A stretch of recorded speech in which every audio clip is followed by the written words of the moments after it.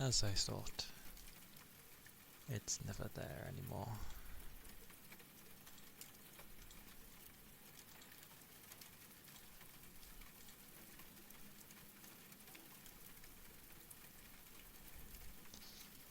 This is the only issue. Hello everybody.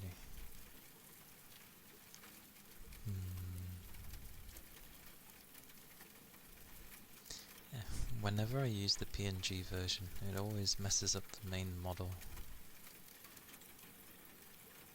No idea why.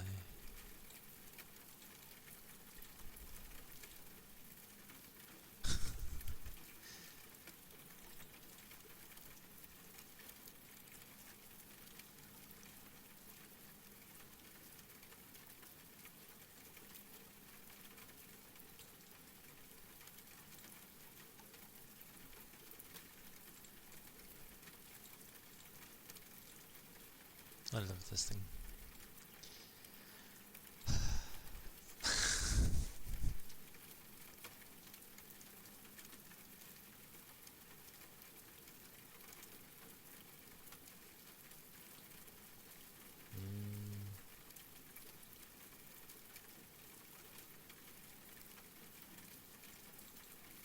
Yay to fiddle with settings.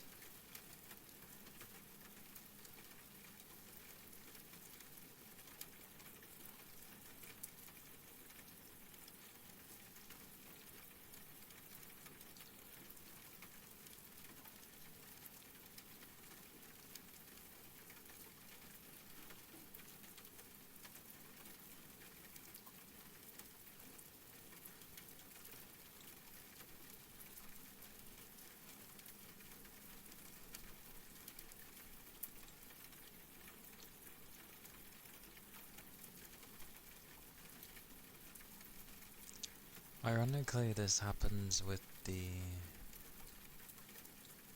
PNG version as well, although switching on that works, whereas this one doesn't.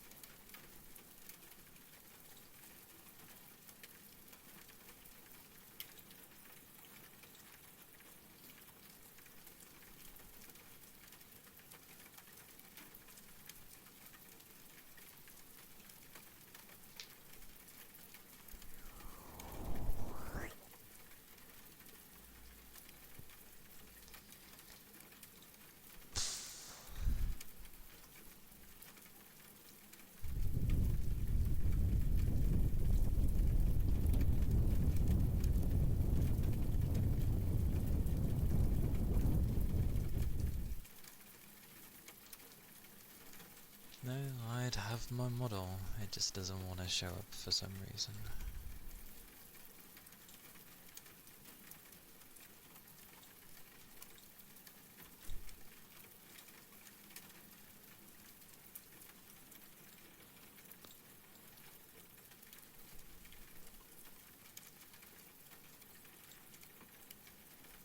It likes to mess up when I use my PNG.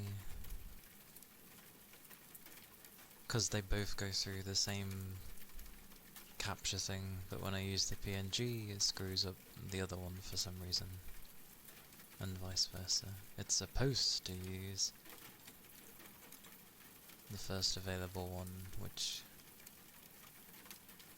this thing ain't seeing.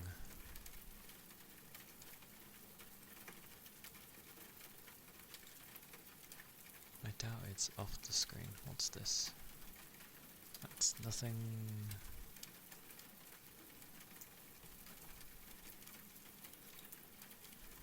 I mean, I can always select it.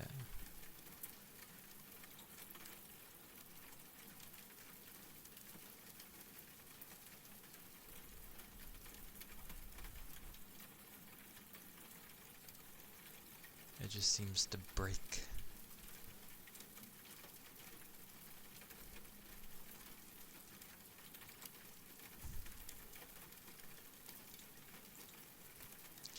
Why does it do this?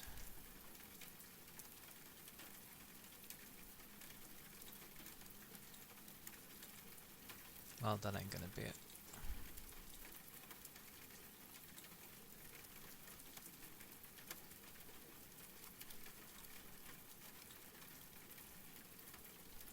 Why is it a box?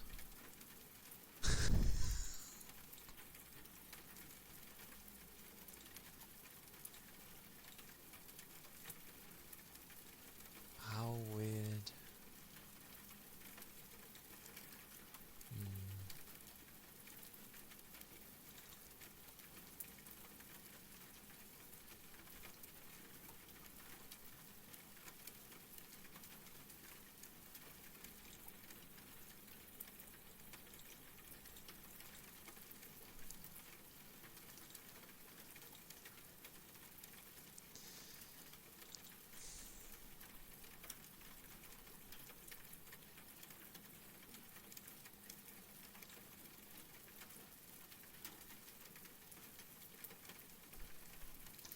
Maybe if I unload and reload?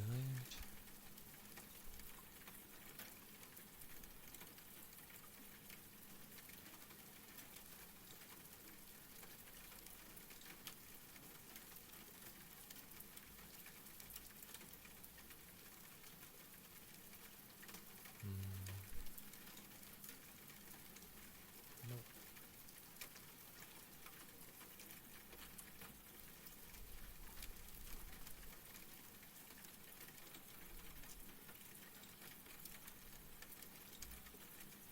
Why? Why?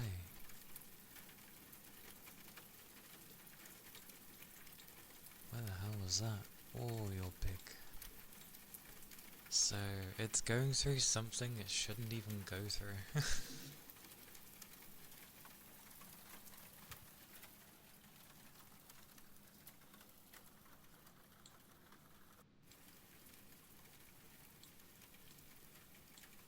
It's not even going through the right program, so it makes no sense that it's... That's so silly. Why are you going through that? Oh, it's getting there. Slowly and surely. Am I tiny yet? Thank God for that. That's good enough. I can work with that. Sort of. That's so weird. So it's not even going through the right one. Okay. Fine. Weird. It's going through the other one, which is what they both go through. But they're different programs. The sense.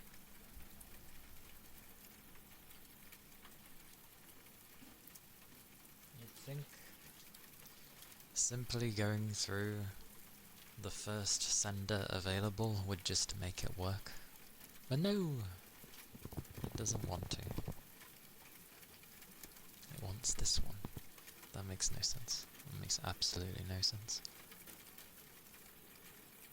Well, at least it shows the other stuff. PC's being a bit weird though. Oh, that's why it's being weird.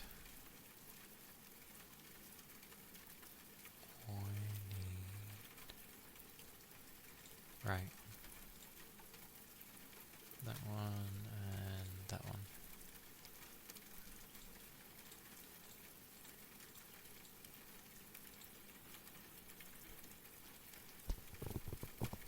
Okay. Very strange.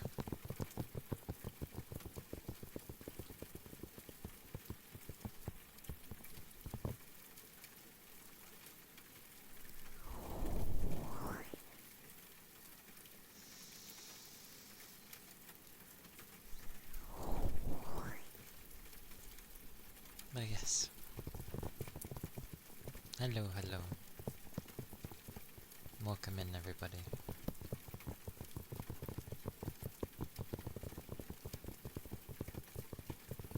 It be Wednesday.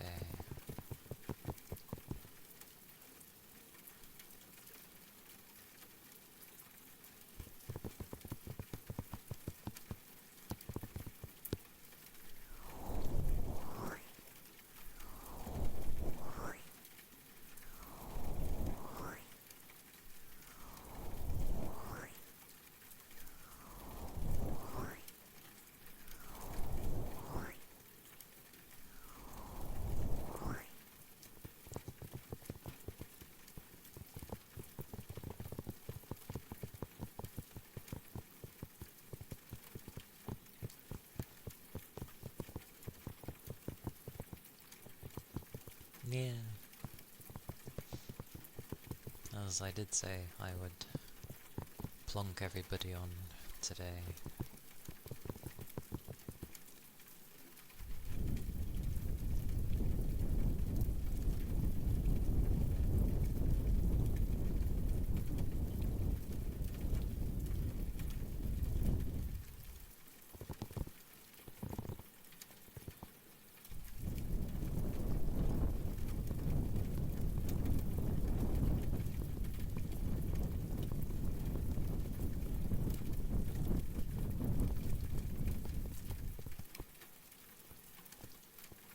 Hey Rain.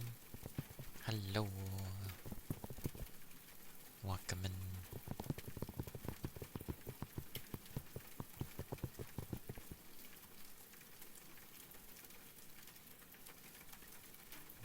I was playing a bit of, or rather just grabbing tidbits on Enfield before starting. So the owls and spending resources and trading. Trading! Good fun.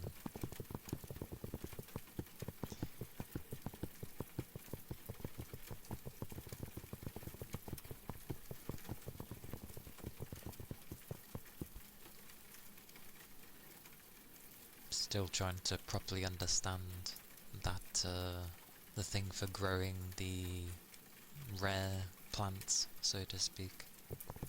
Like, I get it, you use one seed and you get 3 out of it, but I feel like when you grow it, you get 1 or something. Or maybe it's a very slow increase.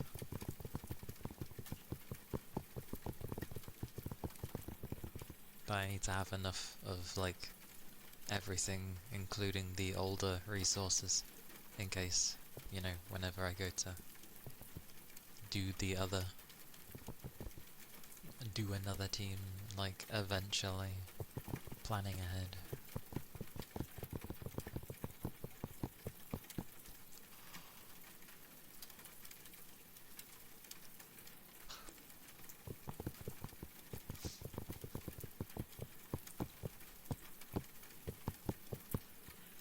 And then there's what, the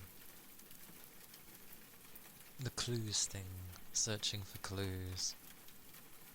And I was like, oh, I can give one, because you can give one to friends, sort of thing. And I was like, oh, I can give one to you. And then I think it said you already had it. I was like, no!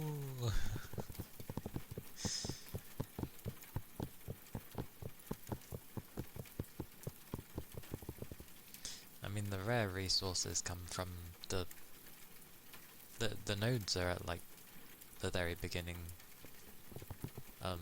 And then different nodes in different maps. Hello, Capricorn. Hello. Thank you for the headpats. Yeah.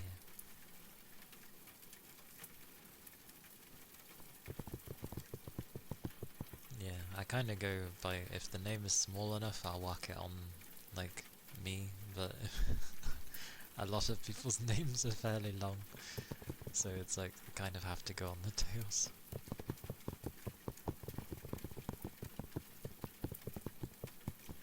But, yeah, the rare resources are for, basically, what is it? Like upgrading your weapons, and also needed for upgrading your skills, your battle skills. But the grow chamber's weird. It does work, I think.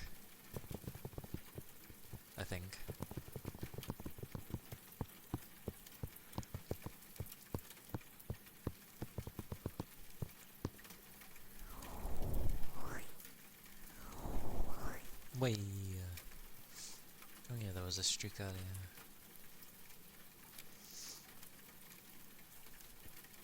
Back on those streaks. Every time I see the word, I keep thinking it says like steak or something.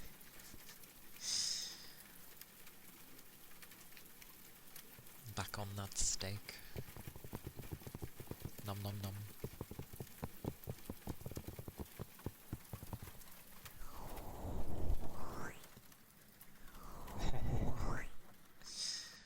I used to not think much of steaks. Like, everyone was always like, oh, a good steak, blah blah blah. And every time I had steak, I always found it kind of bland. But then I think I had one that was like marinated in something, and I was just like, oh, this is nice. So I can understand why steaks are nice.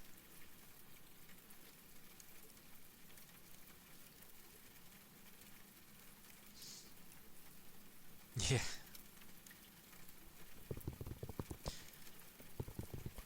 Just reminds me of chicken. In the sense of like, chicken's nice on its own, but generally it's better if you like have it with something, as in like usually a type of sauce or something. I'm not sure if you can get good ones. I mean, it is like, it's always dependent, I feel, whether or not you can get a good one for like a good price.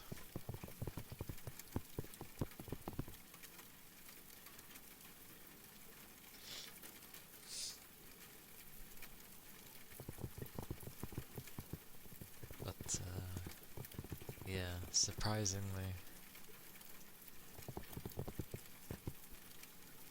I don't know, I keep being in the mood to play. And then I was like, technically, I could end up changing my thingy whenever.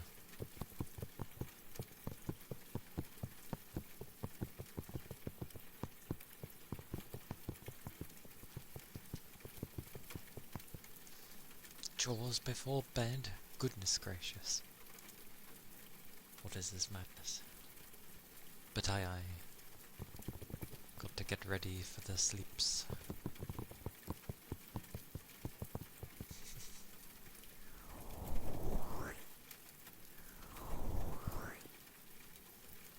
I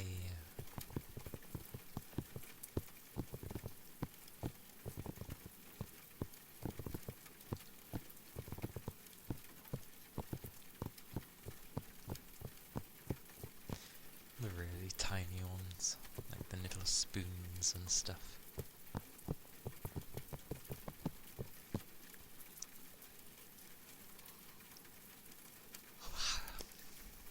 Num num. Yes, yes.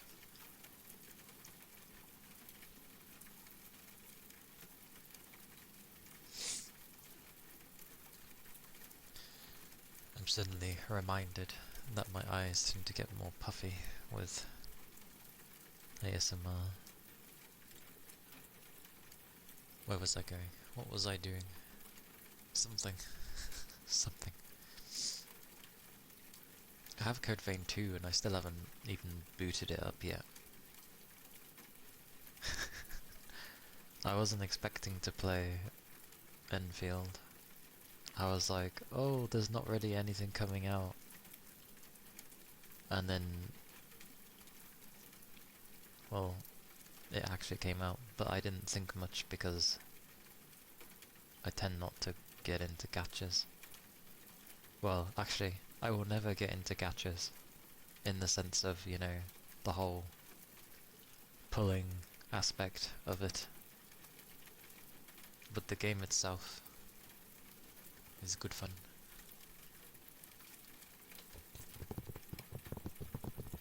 I'm waiting for someone to make a game with this kind of production value that isn't a gacha. Why won't people do it? It's so annoying.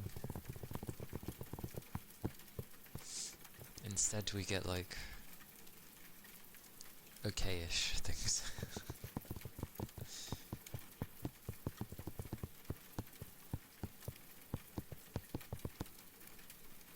And it's nice that they're using the Unity engine. It's nice to see something that isn't using Unreal Engine.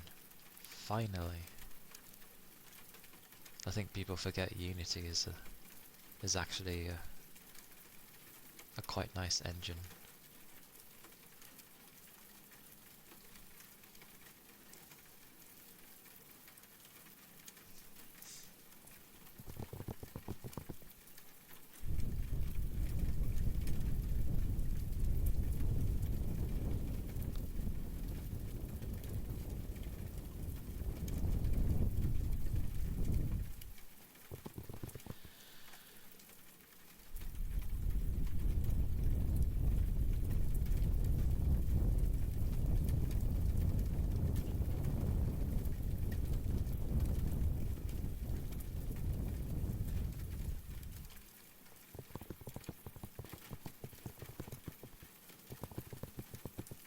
Yeah, I mean, there can be things done in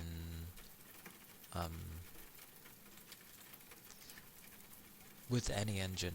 Like, if you understand how the base of an engine looks without you like tweaking or altering any of the stuff, then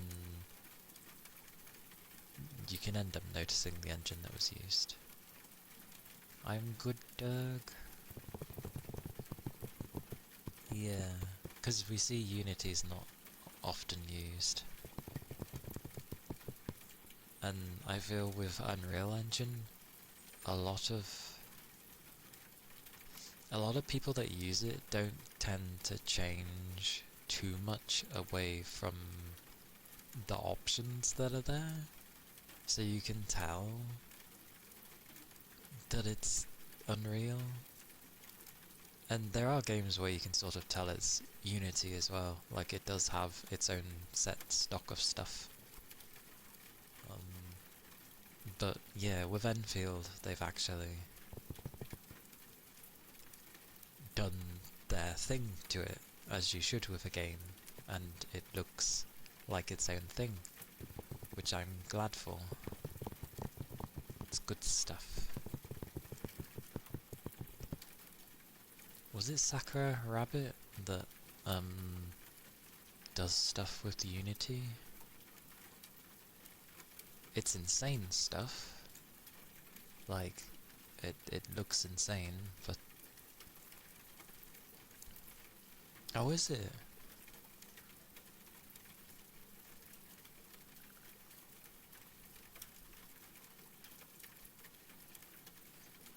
It was mainly, like... You can usually tell when... And you know what engine's been used based on like how the UI can look a lot of the time, because many people don't seem to like differ it too much. So that's why I was saying, like, you can tell when people have used Unreal Engine because of how certain things can look if they haven't really changed it much, even with its stock effects and stuff. And the same with Unity, like there's a certain feel that Unity has when people don't bother to change some stuff.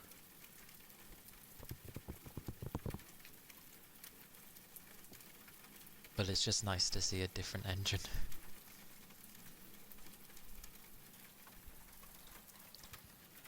Where is that lass anyway? Oh wait, does YouTube even work on this browser? Still no, it doesn't. So yeah, for some reason, since last week, YouTube just refuses to work on this browser anymore. Which is why I switched away from it in the first place. Because things just stopped working on it. So I was like, why should I use it?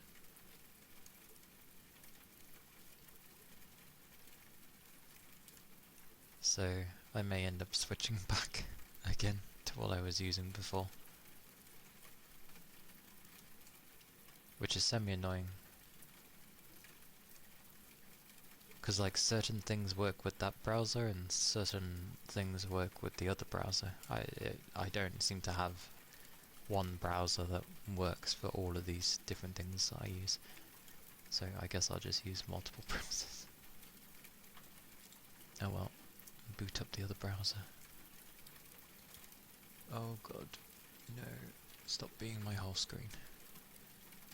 Don't do that either.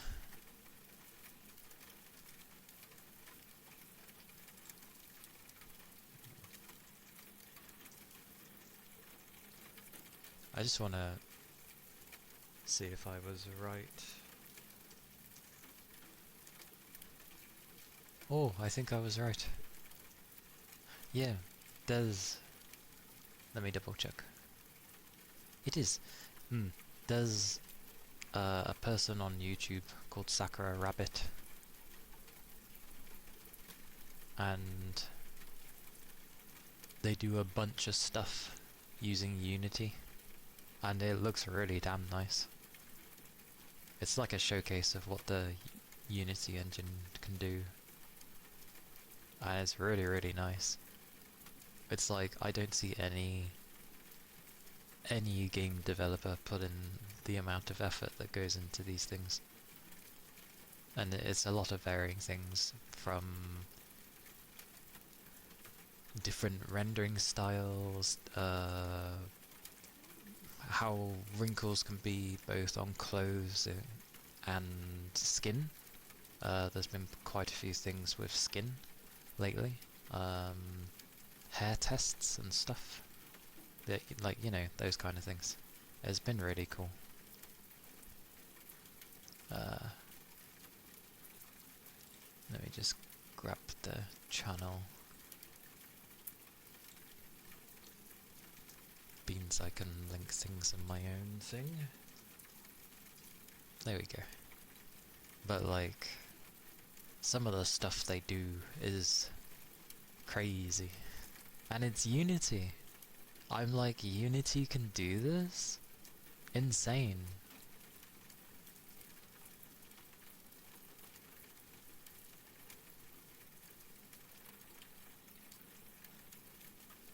But yeah, some cool stuff. Some cool stuff. Oh.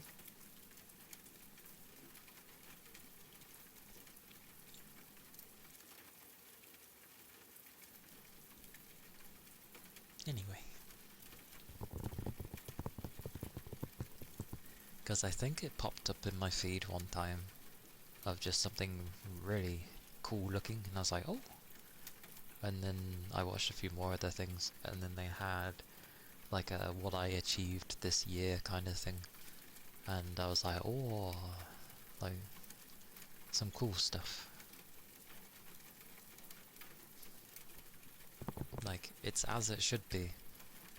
Everybody shouldn't be using just the same engine. It gets boring else.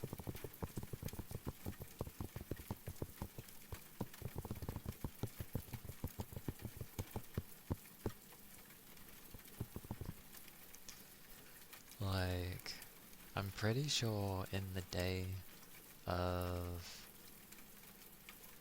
like, Unreal 3, not too many were using it. People were sort of using their own still, because it had a very set look, like Gears of War. Everything was Gears of War in Unreal 3. Even Unreal Tournament 3 looked like Gears of War.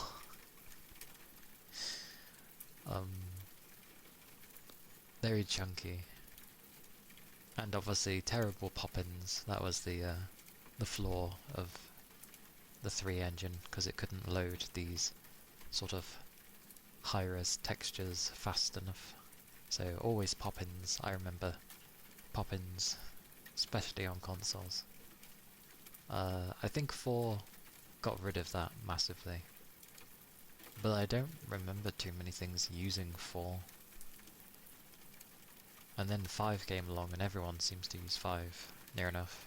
And I'm just like, wow.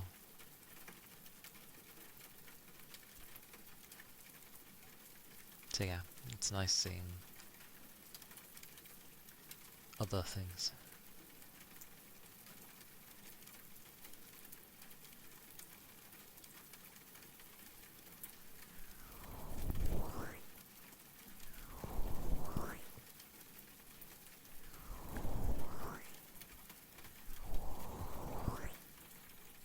I think that's why, like, the assets can look so nice. Yeah, there's a lot of good stuff on there. Like, I was really surprised. Well, like, when I seen it, I was like, oh, this is really cool. Like, to be able to do such things is, like, awesome. And then it's like, oh, it's all with Unity engine. And I'm like, whoa. Who would have thought Unity could be so, like that?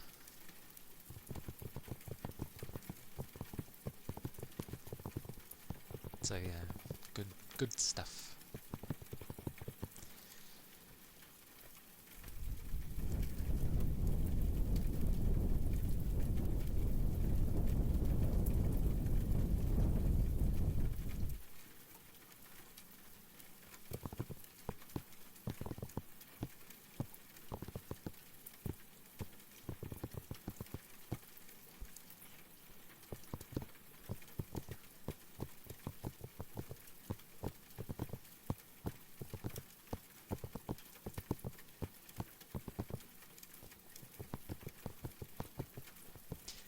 Ironically, on the weekend, when I did take, like, a small break from Enfield, because I realised I'd been playing all day, and I was like, I'll have a little break for foods and such, and before going back on, the character creator for Code Vein 2 was there, so I was like, oh yeah, I'll give a go at making one. The males don't look half bad, actually. They are the style that I like. So I'm like, oh. And the females are funny. I'm kinda sad though, like, you can have the guys be super muscular, but you, I'll have to look into it more. I couldn't see a way to make, like, the females be very muscular, which was annoying.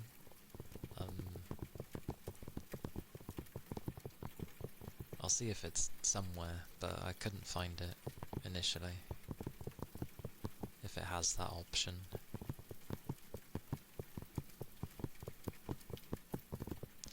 Doesn't have to be super crazy, just, you know, a bit of ab would be nice, rather than just nothing.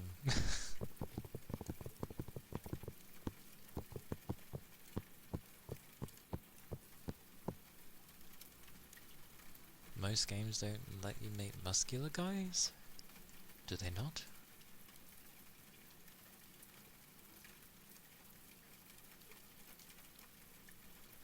I guess it's the stereotype, isn't it?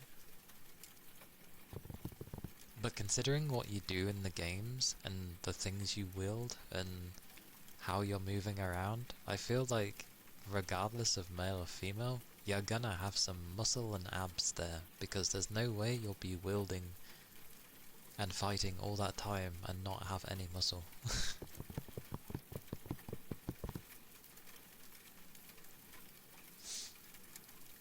But it's the good old stereotype, I guess, you know, guys being super muscular, women being, I don't know, I don't know, pretty, I guess. But you can make a pretty guy as well, so I don't know.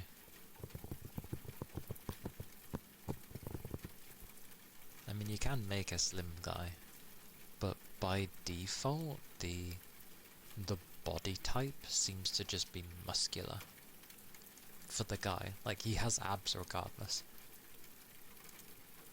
Well, sorry, he has like, actually, I think he has more than a 6-pack. He might have an 8-pack, which is insane. Yeah. I mean, to be fair, the monsters that you face in Monster Hunter, how on earth does a person face that? It's always been a bit wild to me. No pun intended for the most recent Monster Hunter. Oh yeah, Monster Hunter Stories 3 is gonna be like coming out in the next few months, I believe. Or it might be April. One of the two. It's still a handful of months. I've heard no one talk about it. It looks so good, and you're finally an adult, because in the previous Stories games, you've always been like a child. So to actually look like an adult in this one, and it looks really, really nice. Like, they've clearly upped production value. I hate wording it like that, but it's an easy way to describe if they've just upped the quality of everything. I hadn't played the first one, but I played the second one. I think they've changed a few bits and bobs in the third, but the second game was basically, imagine, I guess, a creature collection game, but it's with the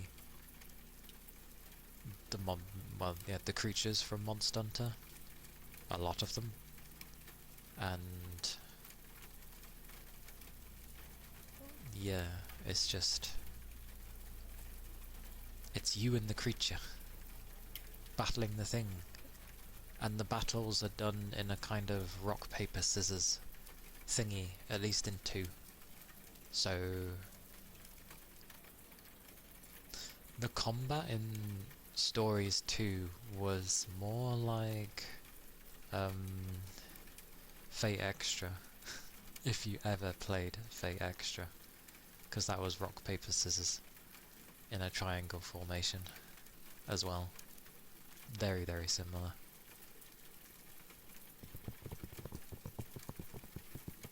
Almost everyone? No, you didn't, Red. It's the people who subscribed yesterday, because I couldn't put it on my PNG model. I stated that I would put them on for tomorrow's, so they are on today, because I have my actual model. So there they are.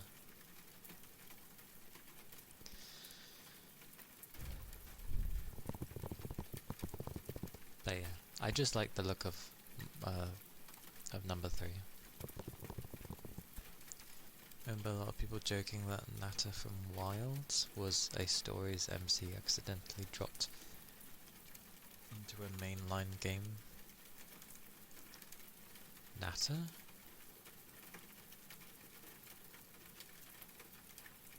That wasn't the boy, was it?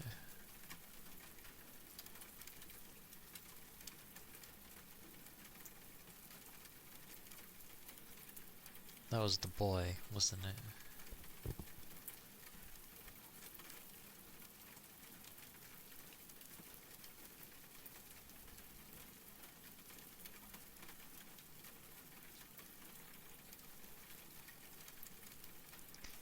I think he just had to grow. I mean, it's probably Natter. I don't even remember his name. I'm just guessing it's the kid.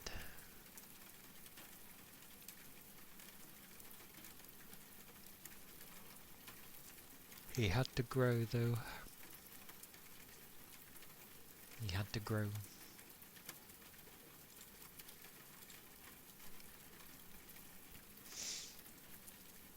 Wilds was interesting. I don't know why. Worlds has still been the most fun I've had with a Monster Hunter game. I've not played very many Monster Hunter games. I've played Monster Hunter Freedom Unite back on the PSP. I played one on the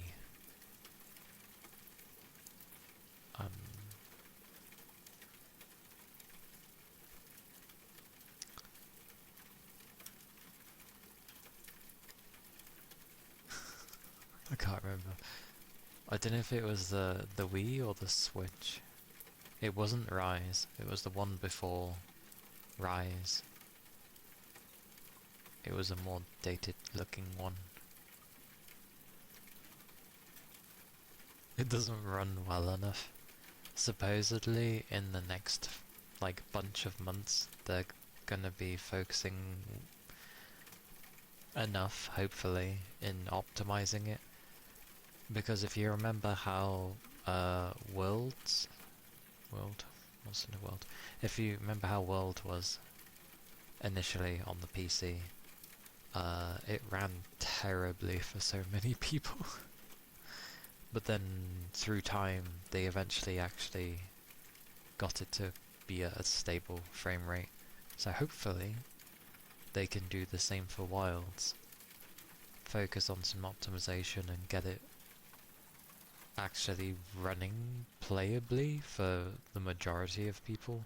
It ain't gonna be 100% for everybody, but if you can get near enough everybody, then I'd say that's pretty good. But it's because they use the engine that isn't designed for open world. They put a bunch of effects in there that honestly bog it down so much. Ah, okay. World was okay for me as well, although I initially started playing on the consoles. Actually no, I mainly played on the consoles. I started on the Xbox version because it ran better than the PlayStation version, but then I couldn't be asked to keep switching consoles because I mainly played on my PlayStation. So, and then there was a bunch of other people that were also playing it on PlayStation as well, so I ended up just playing it on there, and it was okay. It wasn't the worst, but it was okay. And then eventually they got it to run like as a solid 60. And I was like, yes. I mean, I've mainly played it by now, but yes.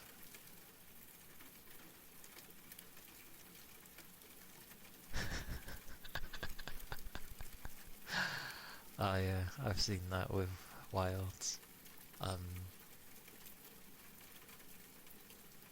Before I had my 5080, I could run it on like high. It did alright. It didn't really have any problems. Hello, Spectra. Hello, hello.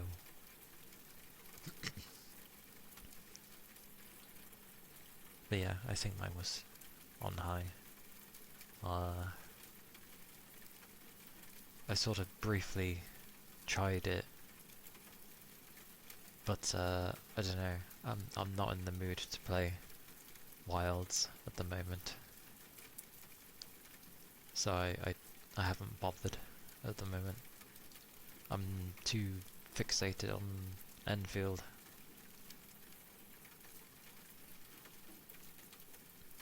Which gets me tempted to get like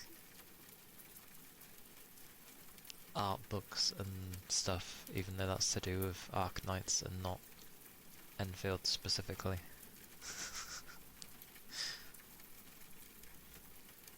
But I like the artwork of Arknights anyway, so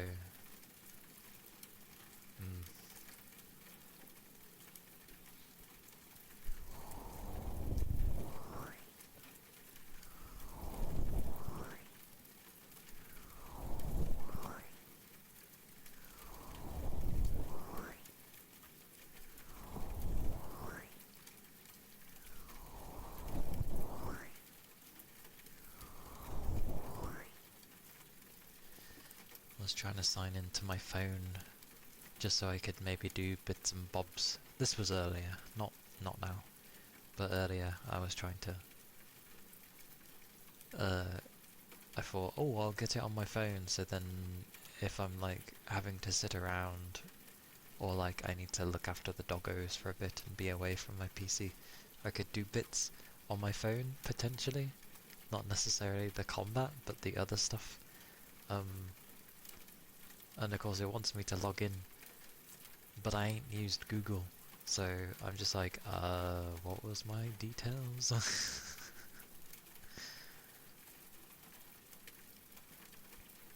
So I'm gonna have to find that from my things. Technically that means I could have 2 versions, but why would I? No, that could get me in trouble actually. Friending myself, basically. I'm pretty sure people got in trouble for doing that. There was a thing where someone got banned for 108 years. And then was whining about it. This was before it even launched. And supposedly it was because people speculate that the person had made multiple email accounts. Because on their main site they had a thing of like where you could win like real life rewards. And every time you would refer a friend, you would get another ticket to try, or to add to the like stockpile. So it was an on-site thing to bother with, to interact with before the game popped out. But yeah, they were kind of abusing the system by making multiple emails and just referring that way, which obviously is cheating.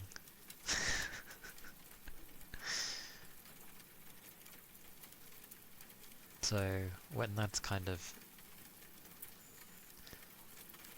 because I can't remember what the rewards were. I know one of the prizes was like winning a PS5 for some reason. I know Enfield is on the PS5, but God, how does it run on there? I imagine it would be okay.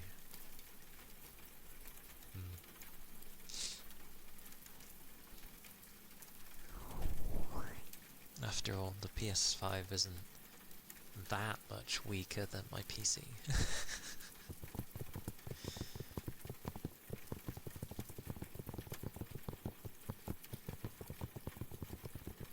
And yeah, 108 years is insane.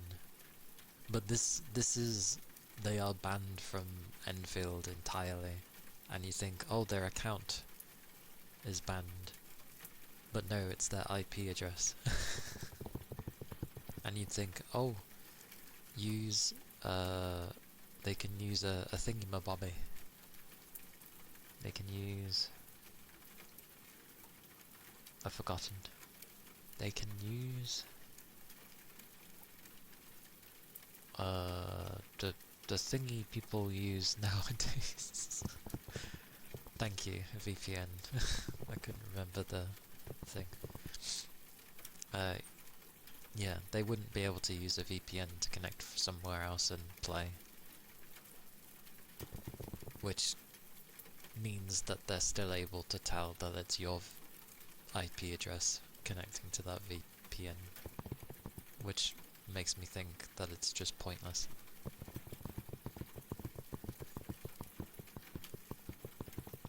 Probably runs great if they got it working on a mobile.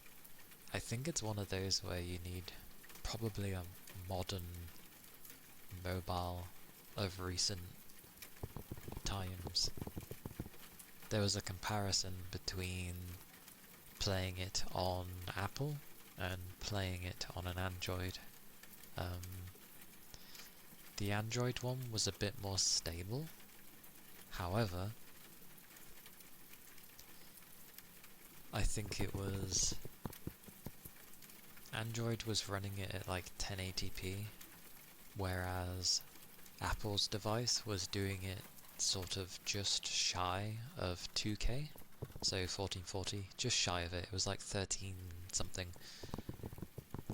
And also, the Apple one has ray tracing, whereas the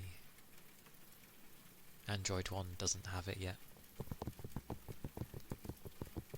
So there was little bumps and hitches with Apple's one, but I feel like they could be ironed out. So if they can iron those things out on Apple's device, I think it'll be really great, because it's going to look nicer.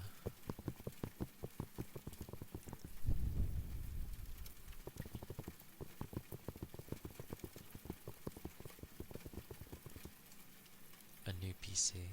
Most likely, yeah, because it's looking at the hardware or something.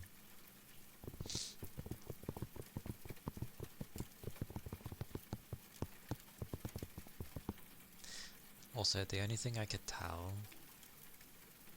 between how they render is that things appeared darker overall on Apple's device, whereas the Android one seemed lighter. But I wouldn't really want to play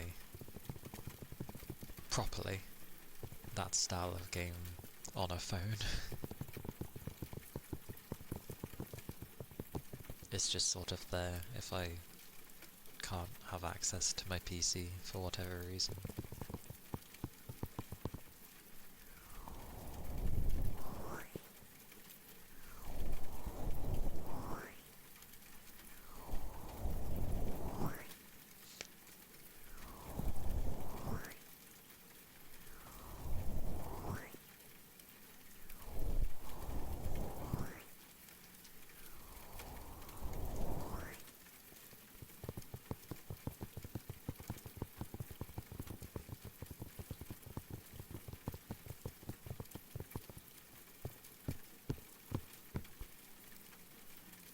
But yeah, it's been, I guess, a little since I did some ASMR.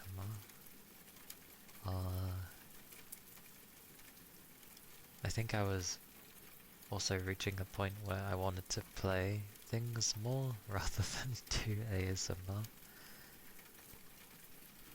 But I am a bugger for sticking to routines.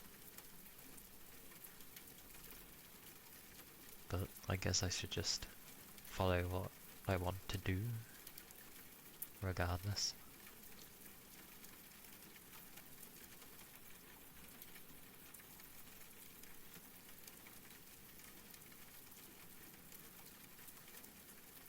So I may end up changing one of them to just more gaming. I am a... well, I'm not gonna say I'm a gamer, because that has a different meaning in this day and age, I feel. But I've always played games. But I know I started with ASMR, like, in full, and slowly started doing gaming.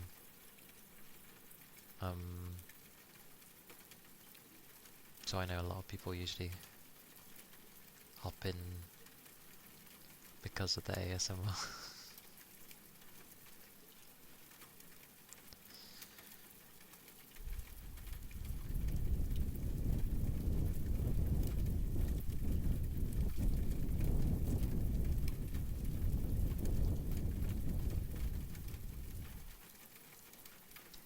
I think it's just because I'm very into wanting to play things at the moment. Of mainly Enfield. I do want to start Code Vein 2 at some point. But yeah. Not right now. Can't start right now. My brain just wants to carry on.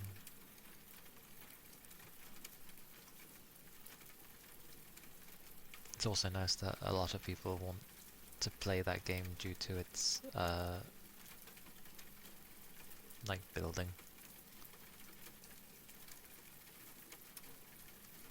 Yeah. Although, Lord knows with me, I don't say too much. Or nothing crazy, at least. I'm not like a mental streamer.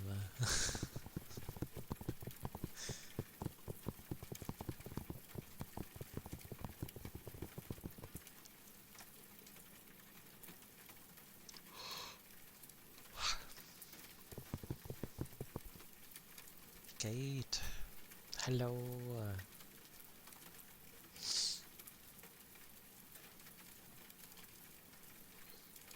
That's because I'm usually tired.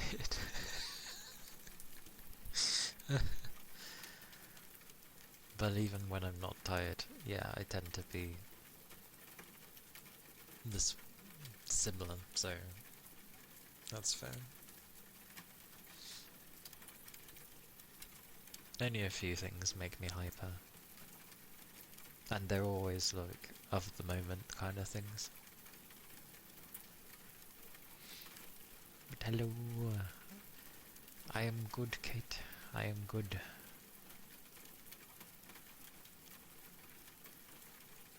I am here. I am here. Relaxing. Well, kind of relaxing. Ironically, ASMR is like the least relaxing for my eyes. Like, they were perfectly fine yesterday, but I was playing. So, I don't know what it is with ASMR that makes my eyes try harder. I think it's just the focus.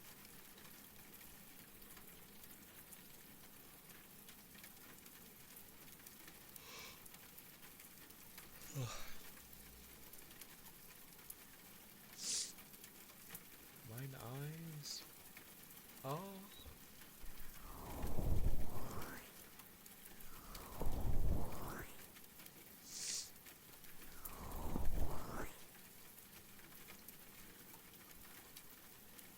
But yeah. Slowly and steady anyway. That's literally how I am. How I will be through my life. Will I get more done? Sorry. Will I get less done in life because of how I am? Yes. But that won't bother me because it's just how I am.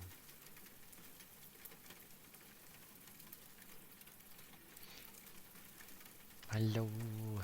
Hello, Reload. Welcome in. It goes well. It be a Wednesday. There we go. Midweek. The midweek of work.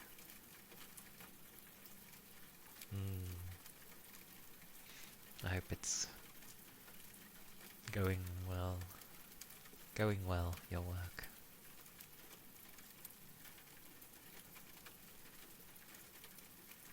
The mic material. What, the silicone? I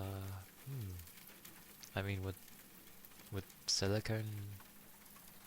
Is it silicone or silicon? Either way. Would it being near my eyes bother me? I always thought it was just because, like, I'm more focused on reading for a lengthy period of time.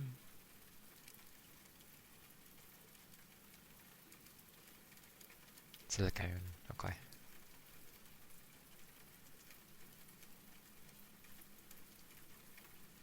I always assumed it was just because I'm more focused on trying to read things. But again, I do a lot of reading in games, so I don't know. Who knows?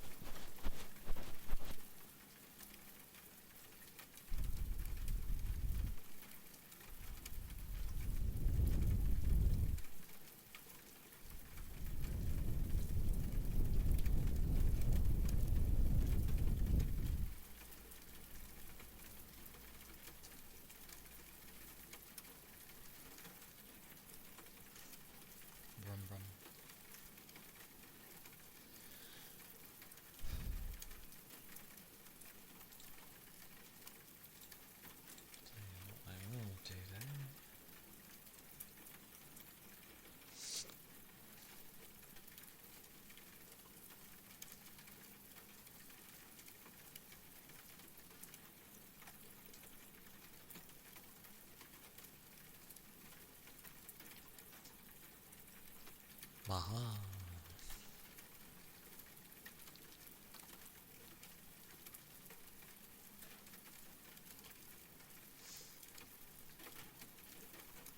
Oh, did I hit a button? What on earth did I hit? Oh, that one.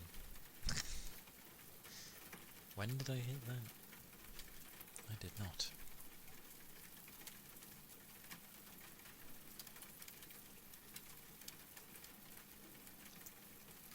Dear Lord.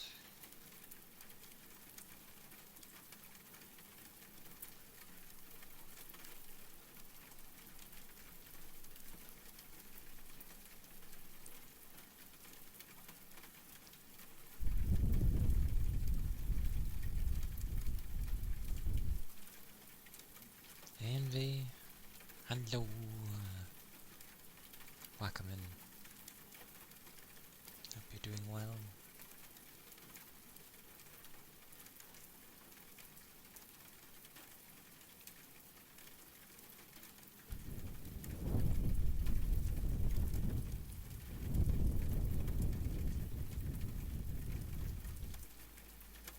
Did I get forced to do sports?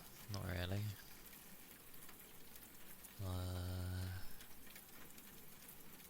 No, I wasn't really forced to do anything. I was kind of left to do whatever I felt like I wanted to do, which made it difficult to do anything because there wasn't really a push. You know, I didn't need anything major, just I feel like if I had some more gentle pushes when I was younger, I probably would have done more things. But that just comes down to my own will at that point.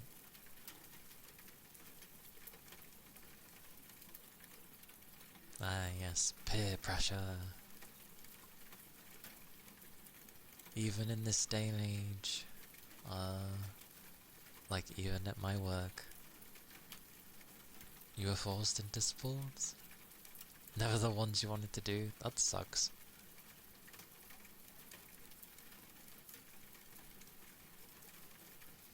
Like,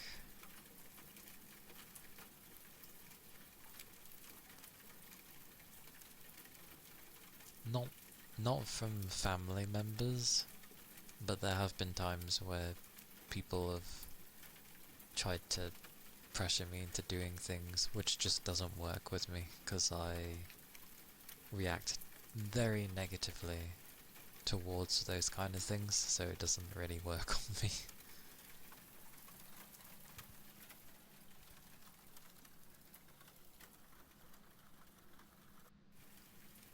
Yeah, just finish it by that point.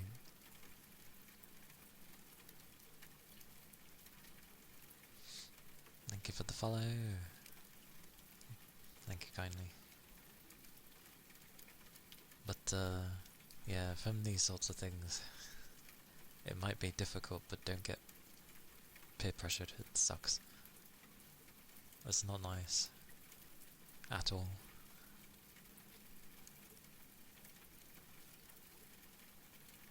Like, people can try and sell things to you, but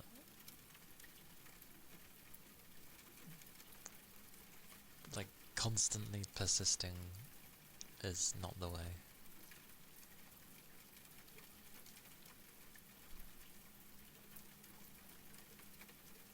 Ah, a family thing, yeah.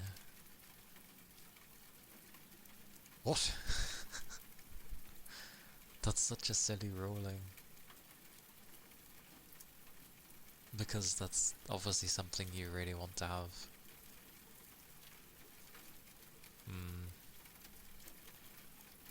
But rather than a regret, it can just be a thing of, you know, now you know sort of thing for future things.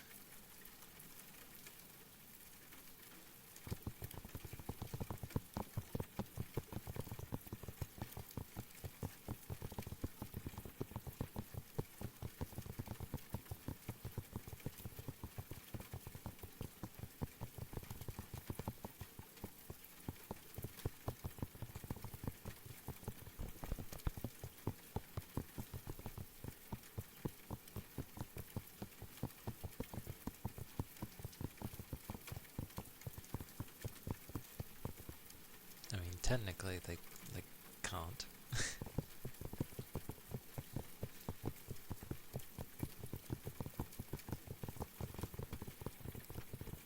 There's no reason to prohibit you either, other than just being, well, not nice.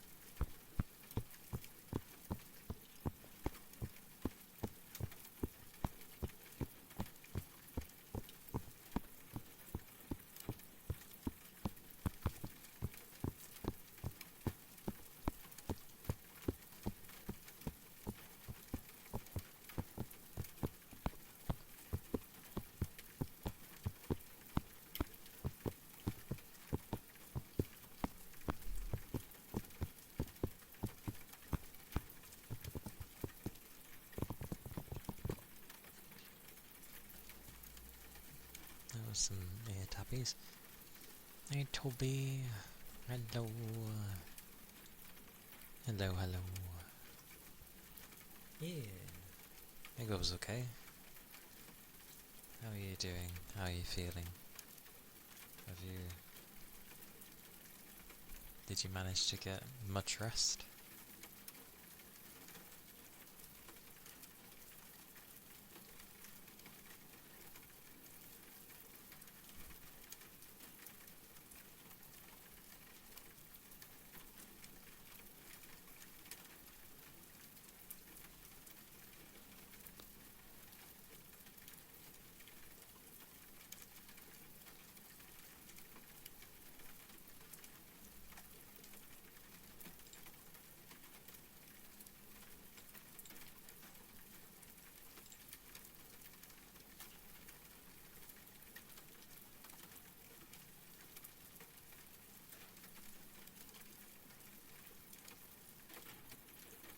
Goes okay for you? Understandable. When you end up feeling tired all the time, or tired a lot, you end up wanting to.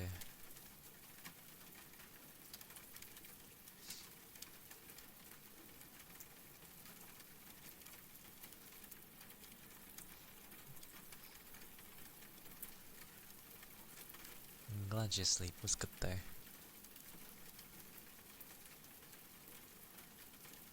As it should be. The sleep is there to help.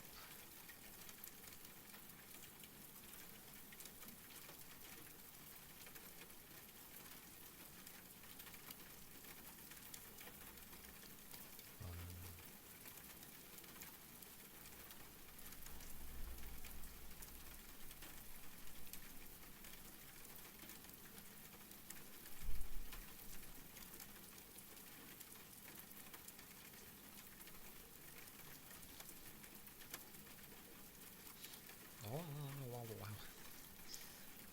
My nose. My nose has been so dozy.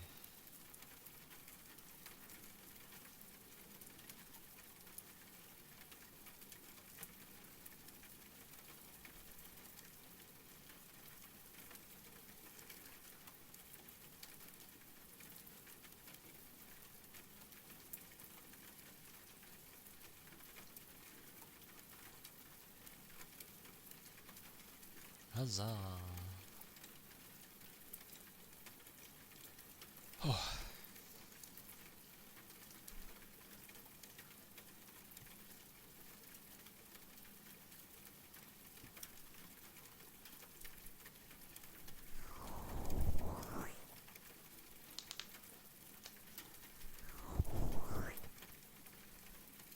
Yay for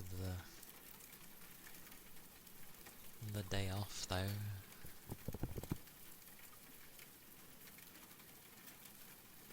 It's nice to have, you know, time to breathe.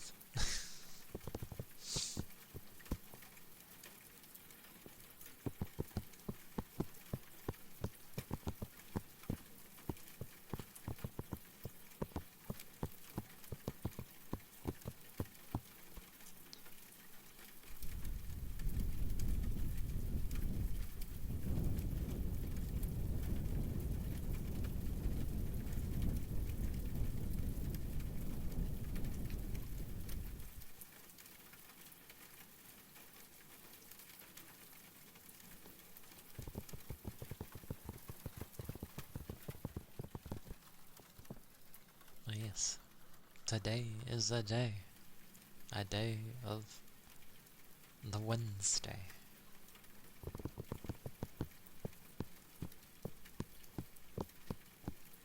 Where we should all just rest. Although that's mainly for later.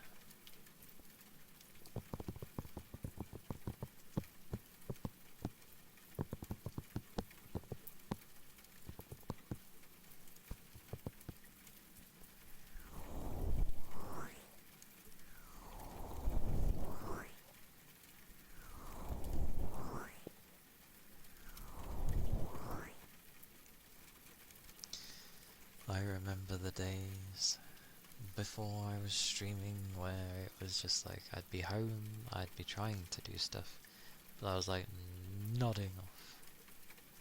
And I was like, how on earth do I do something? I couldn't properly focus on anything.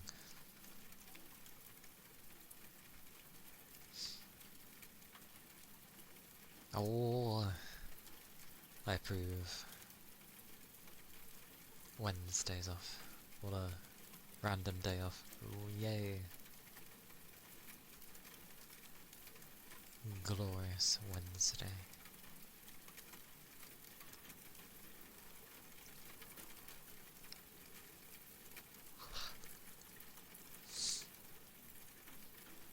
And it's good to hear though. Like, having people be busy sucks.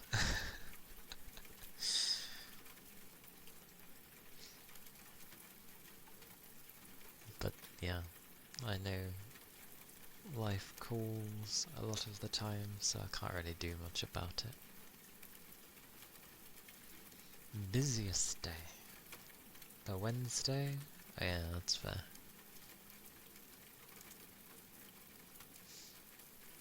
Wednesdays can sometimes be my busy day. It's horrible when my busy days might be like a Thursday or a Friday. It's like I have no energy by that point. Why is it busy on those days?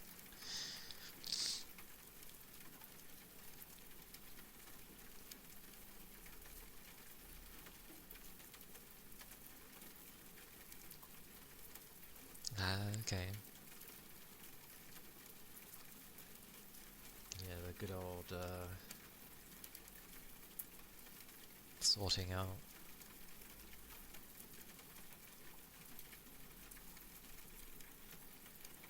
When I had to move, there was a lot of things that got deemed as rubbish and it got thrown out. I'm pretty sure I'd class half of my clothing as rubbish, honestly. Just so I could save space. Like, I barely wear any of the stuff. I just make sure to keep my usual everyday stuff. Have a suit, because it's important to have a suit for when I need to be smart. And maybe like a few dressing gowns. One where it's just like, you know, a crazy dressing gown, and another where it's like silk, which is nice. Very soft. I'm very particular with the clothing materials. I like things being soft. If it feels no. I don't want to touch it.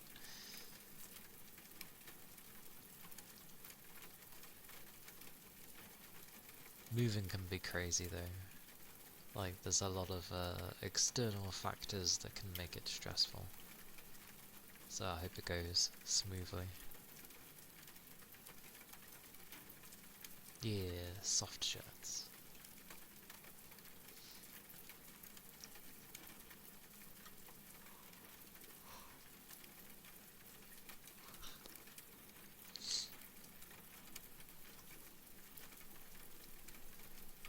Goodness. Anyway.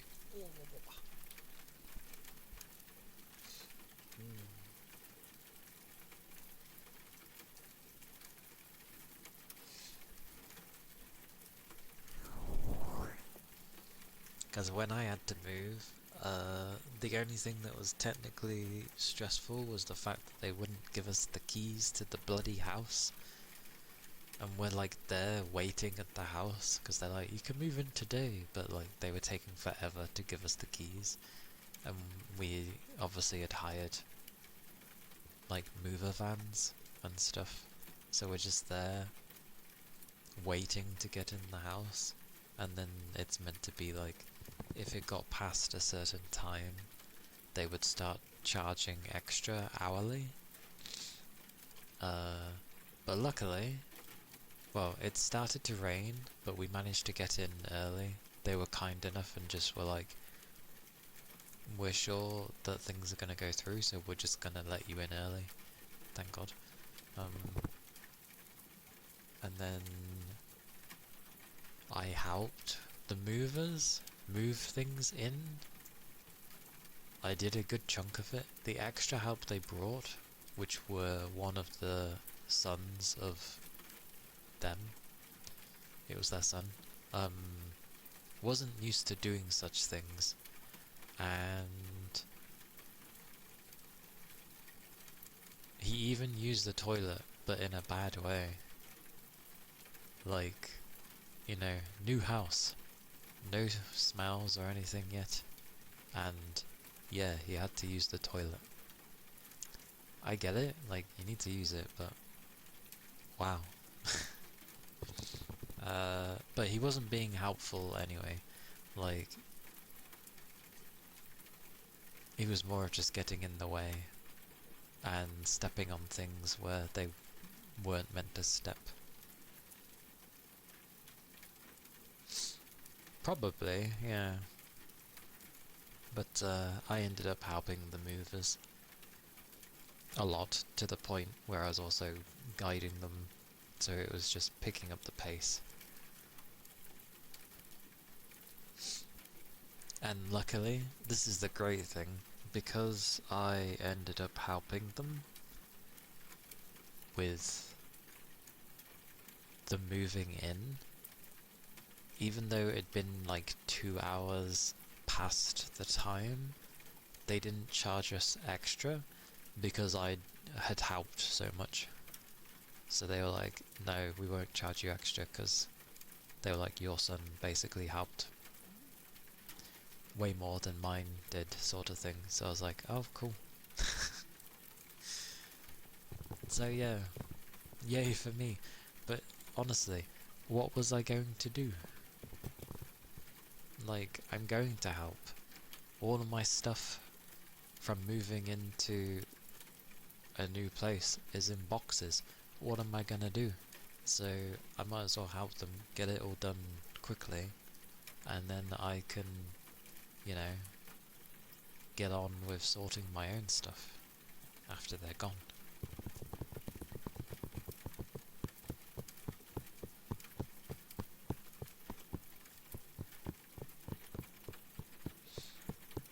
But yeah, it was a rainy day when we moved into this house. Yeah, I didn't want to watch. It was fun guiding them anyway, because they weren't sure where things were going. It was labelled, but you still don't know what the rooms were. So I was like, here you go, put this here, do this there. Put the bed frame of the others here, connect it like this. I sorted that. And then, yeah, I don't know, I just guided them. I sorted the upstairs, basically. Which there was quite a bit, so I was like, here you go. And hey Ishmael, welcome in. Hello, hello. Hope you're doing well.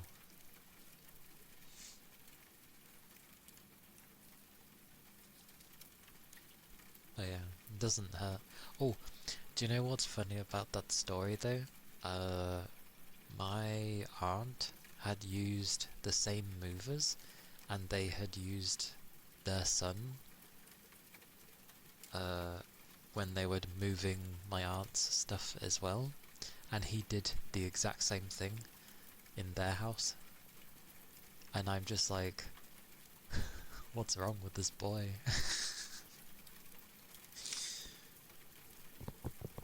It was quite funny. I was just like, wow, so he does that in my aunt's house and he does that in our house. Amazing. It's nice to see you too. Yes. Hangout day of the Wednesday.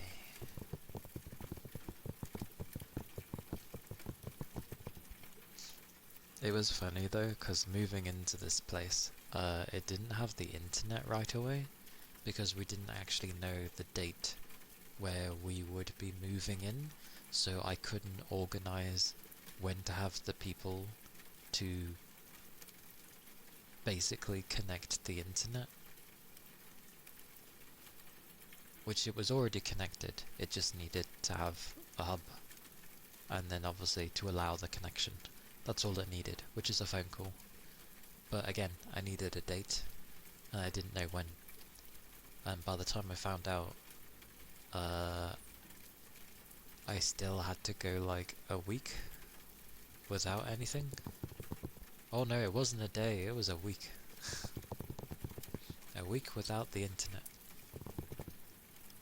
Which I know might sound a bit ludicrous, but that works for me. Like, I've had days without the internet. As in, like, I've grown up without it, so it's not the end of the world. I always find it funny when some people lose it when the internet's gone. They're like, what do I do? What do I do? It's just like, just do something else. But yeah, it took a week to sort. Ironically, I ended up using the tethering hotspot thingy on my phone. So what I ended up doing was I was using my phone, and I'm not on a contract, by the way, I'm on pay as you go. So I was using what credit I had to connect the internet, or to use my phone as a hub and connect my PlayStation through my phone. Which wasn't the most stablest connection, let's put it that way. But I could still at least go on and do the bits and bobs that I wanted to do. I just couldn't do anything extreme. So like, I was still playing FF14 at the time. I couldn't do any of the content, but I could log in and talk to people. So that's all I did. I'm surprised my phone had enough credit, honestly. I don't put much on my phone.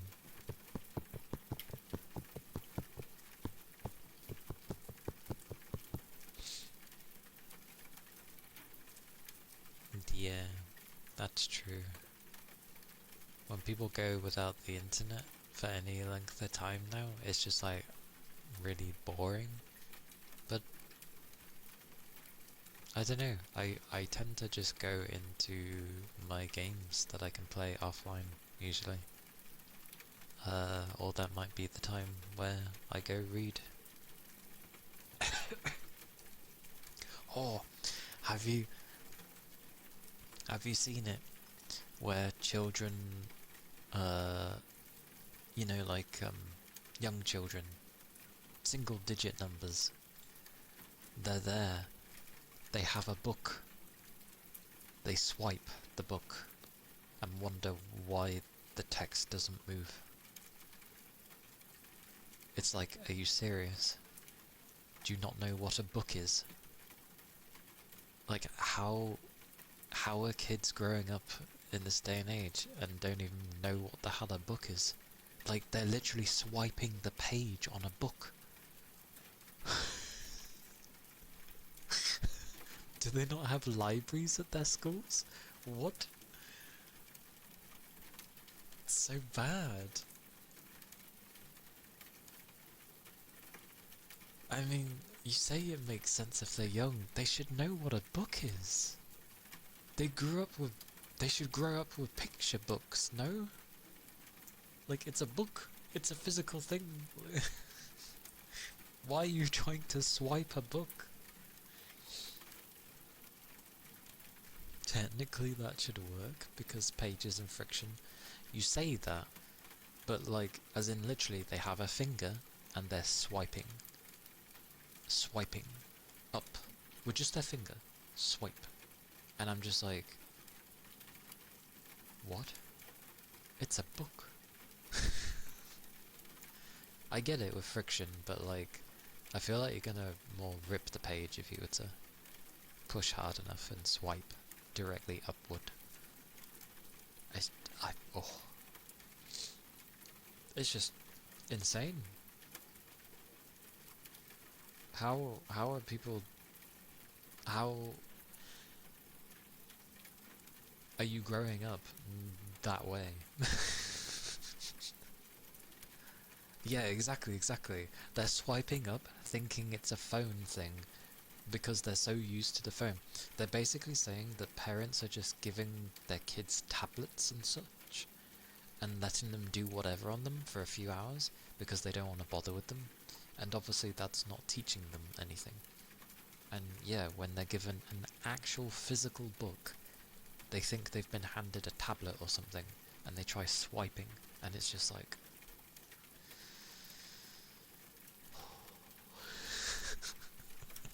It's so bad. But you are right, if they've never learned a book, then they don't have an example. I get it. But, yeah. Not growing up, even knowing what or how a book is used, is insane. Maybe we'll reach the day and age where, I don't know, people do read appropriately. I get it, a book requires more resources technically to make, and then technically it holds a very limited amount of knowledge within it. But come on. There's certain things that shouldn't be given up, and there's just something about having a physical thing in your hand. I get it, with a tablet you could physically have that, but you know what I mean. The smell of the pages, the smell of the fresh print text, turning the pages physically by pinching the pages and, you know, shifting it over. It's different, like, it gives a different feeling. It's important. It's very, very minor things, but it is so important. I'm having a tangent about books. Thank you for the follow. Thank you kindly. Like 8s and 9s should know what a book is, but 4 to 5 I can see some leeway. True. My niece is very smart though. Even from 3 to 4 onwards, like, she's knowing how to use all these things. And I'm just like, most kids don't even know how to use these things already. But my niece, I will say in this day and age, my niece is being brought up properly. As you should be.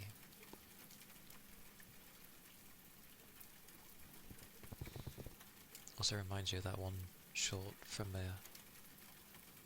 a game dev about how young kids don't even know game controllers anymore. What? What? What? What do you mean? What? Because they're used to phones and tablets? That's insane. Oh my word, please no. In the sense of children being that way. The GameCube controller? The GameCube controller, I honestly believe, is the best controller ever made. Like, there's plenty of buttons.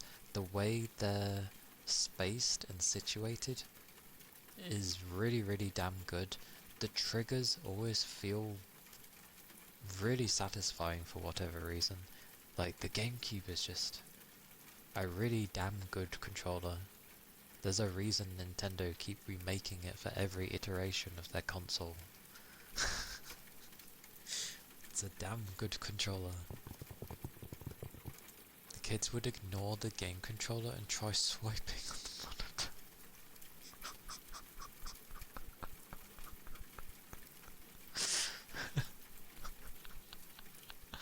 Oh my god.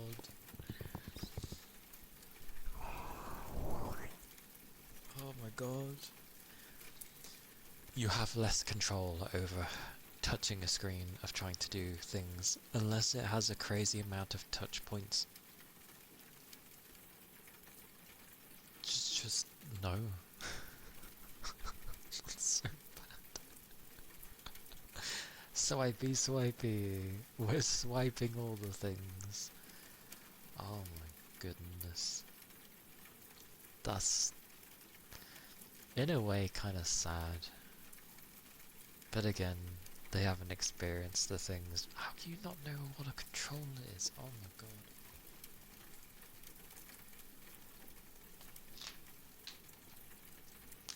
I'm going to have a drink because you did do it.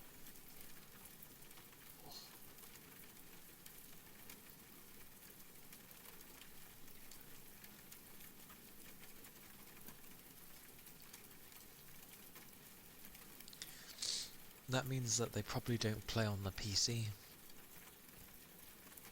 Because the PC you'd be used to...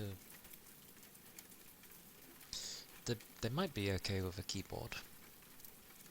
Luckily it's very hard to remove a keyboard.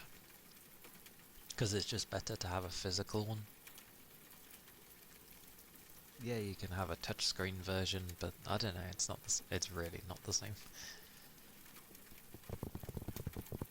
There's one thing that people will never experience again, and that is the trackball mice. You know, where there was a literal ball in the mouse. People won't experience that ever again with the PS/2 connection. Always found it funny that it was called that.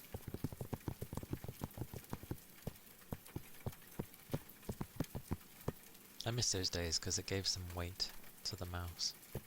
And it was fun to undo the thing and then play with the ball.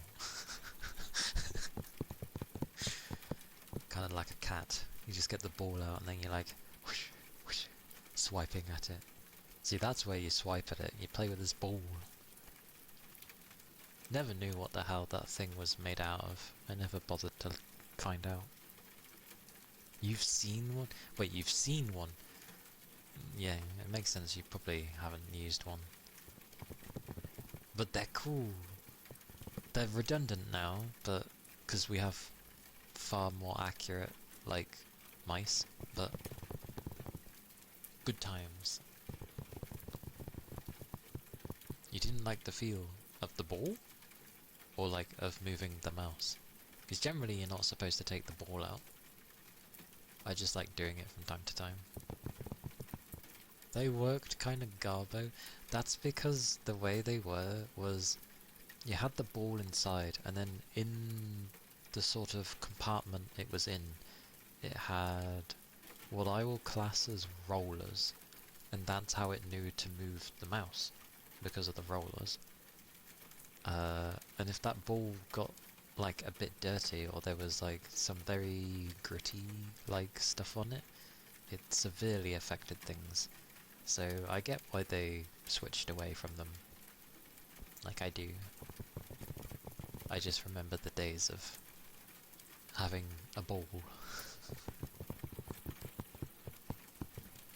It was good times.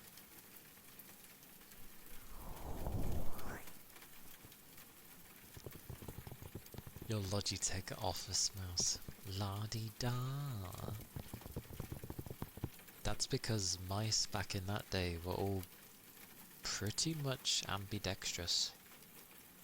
It was more common to have a very... yeah, it felt more common to have ambidextrous mice rather than them being geared towards being left or right. Which, by the way, I have to use an ambidextrous mouse, because finding a left-handed, like, mouse that's actually good is exceedingly difficult. Because all the good mice are right-handed. So I can't use them. I mean, I get it. It's like, what? It's either 9 or 11% of people that use these things are like left-handed. So it's a very small percentage. You just learn to use mice right-handed. I did not. I refused to try and learn how to use with the right hand. Like, I gave it a go and I was like, this is flippin' stupid, I want to use my left hand. So I did. So I'm stuck with ambidextrous mice, which for the most part works perfectly fine for me. So, all good. I'm just saddened at the fact that they don't exist too much. I'm also flabbergasted at the fact that left-handed keyboards exist. I didn't even know that was a thing. Do you know what it does? It switches some of the keys on the opposite side, like the keypad being on the right hand side, and you know, your delete end, page up, page down, home button, all those things. All of that is on the left instead of the right. And I'm like, what? Like, it's really weird. Like, I've literally grown up using the left hand, but like, the whole systems in place are for right-handed people. You wonder if that's confusing anyways? I feel it would be. Although on the plus side, if that stuff was on the left instead of the right for me, I would actually be able to use WASD? No. Yes? I don't know. I don't know if they flip the keys either. I don't think they do.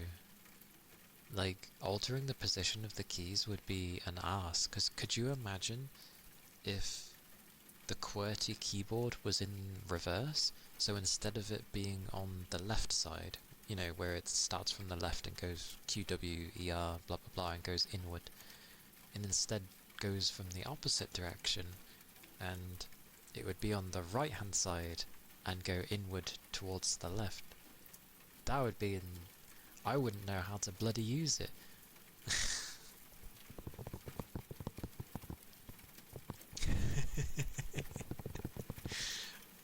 I can imagine. So I don't think they would have changed that. I think the difference between the left and a right-handed keyboard is just the position of where the numpad and everything is. Yes. Wait, so is the numpad supposed to be near... Oh. Oh. Oh.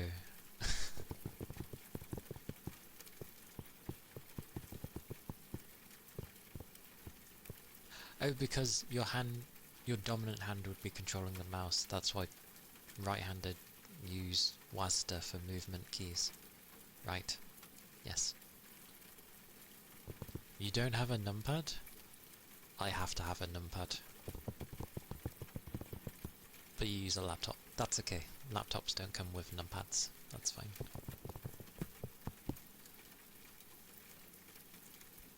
Like...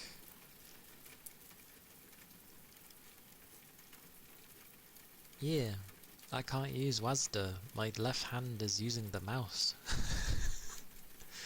That's why I have to use the arrow keys and like my numpad, because the numpad is the closest thing to the arrow keys. If I use WASD, then it's just awkward. I mean, I can do. Some games make it, you know, where you can't use arrow keys. So instead of like, not that you can see where how I'm sitting, but like, I'd be facing forward if I'm using the movement keys of arrow keys, but if I'm using WASD, I'm like having to turn myself slightly.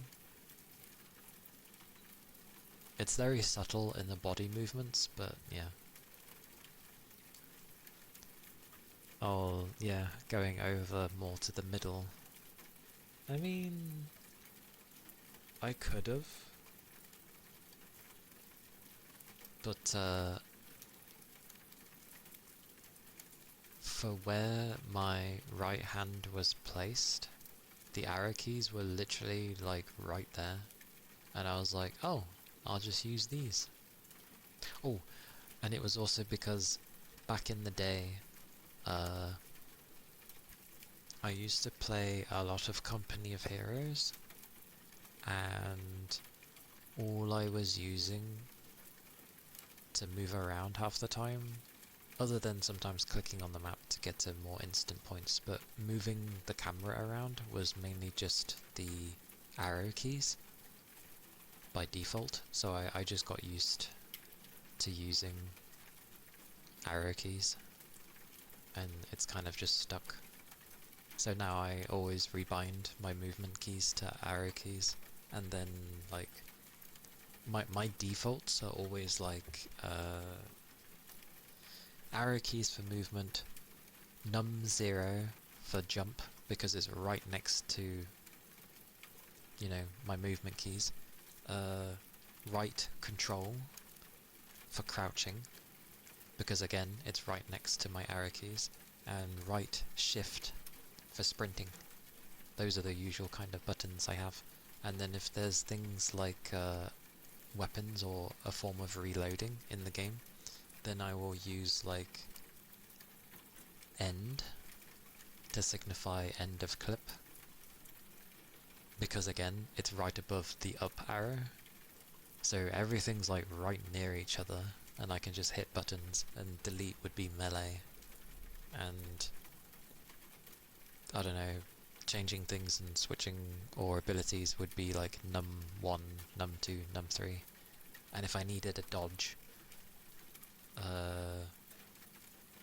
num decibel would be the dodge button, because I could just extend. That's how I played FF14 as well.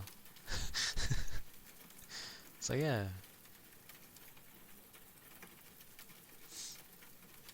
There's a pretty big gap between the arrows and the other keys around them on your keyboard, so you don't think you would survive. Yeah, the type of keyboard you have does change with like how big the gap may be and such. Your keyboard has a very different layout, I can imagine. 4 to 7 keys within easy reach.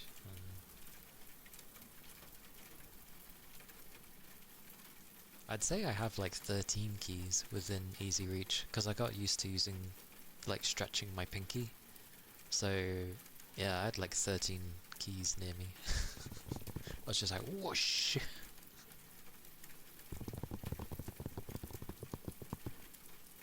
Your N is above your spacebar? Yeah, mine is too.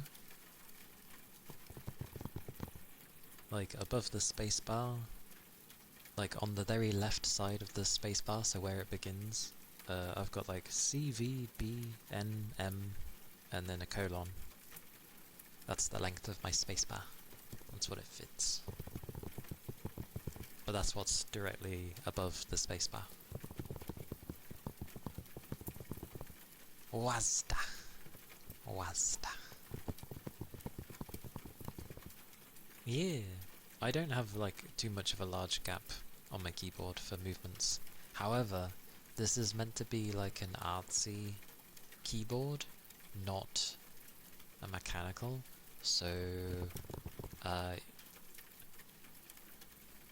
it has ghosting on it, in the sense of if I hit any more than 3 keys at once, it doesn't accept further additional input of other keys.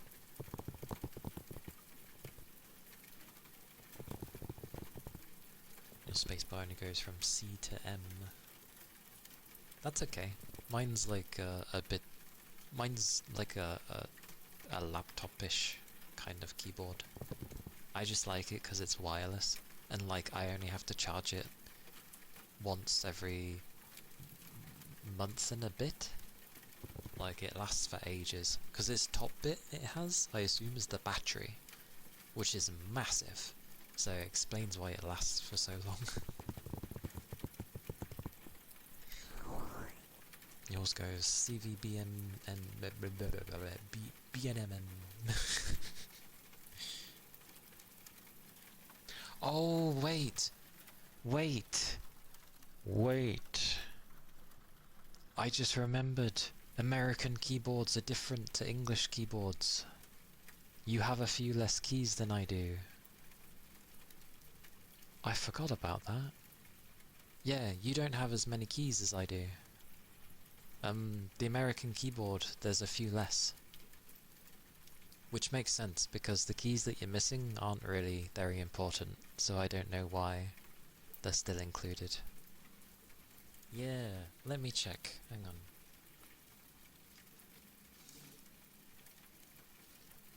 Oh. Riveting. Iro, hello. Hello.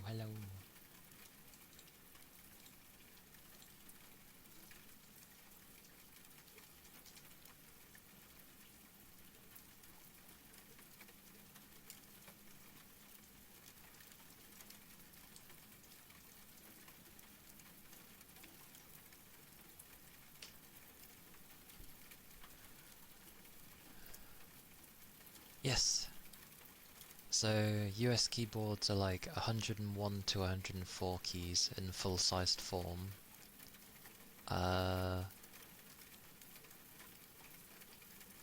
Apparently there's an extra key on the UK keyboards, but it doesn't state a number. Why don't you state a number?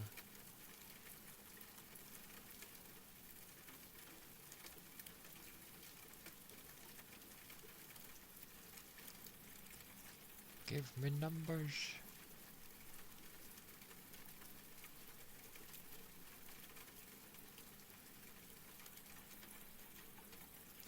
Wait, apparently we have an extra key due primarily to include the pound sign.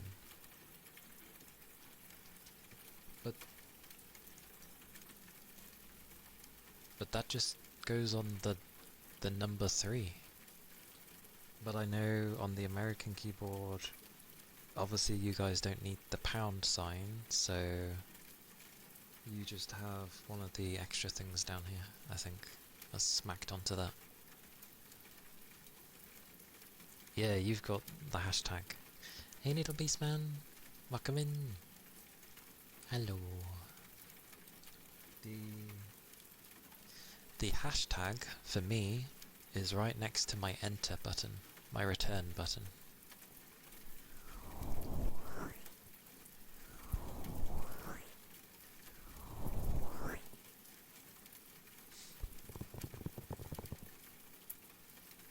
But yeah, I think we just have like a extra button. Does the pound sign not replace the dollar sign? No. I do have a dollar sign, but that's on number 4.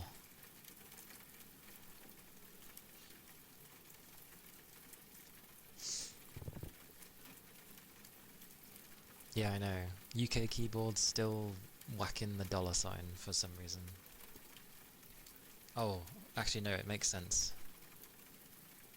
Because the $ isn't just for currency, it can also be used for other things. Coding. Right, yeah. That makes sense.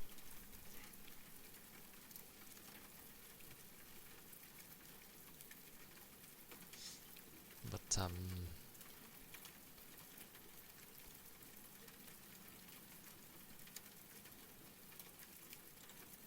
let's have a look. Let's have a look. Thank you, body. Oh, that's the thing. At my work, which is a German company, by the way, everything, PC-wise, is set to American. Do you know how annoying that is? So I have to always like change my PC when they change settings and be like, English please, I don't want American. Because we don't have American keyboards, we have British keyboards, so it gets confusing when it's set up like that. It's pretty common in programming and a lot of different currencies use it, since it's like Canadian dollars and Australian dollars. Yeah, there's multiple dollars as well. So it's a very widely used symbol, so it makes sense to have it included.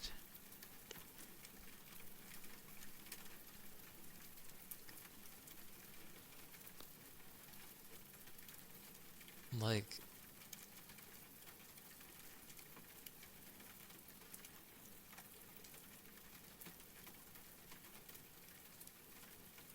yeah, like there's no euro symbol on the keyboard at all.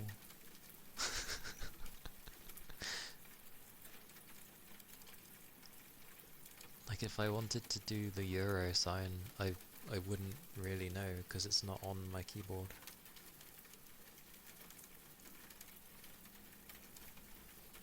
But no, it doesn't really matter. Oh! Oh! Now I'm reminding of that pufferfish.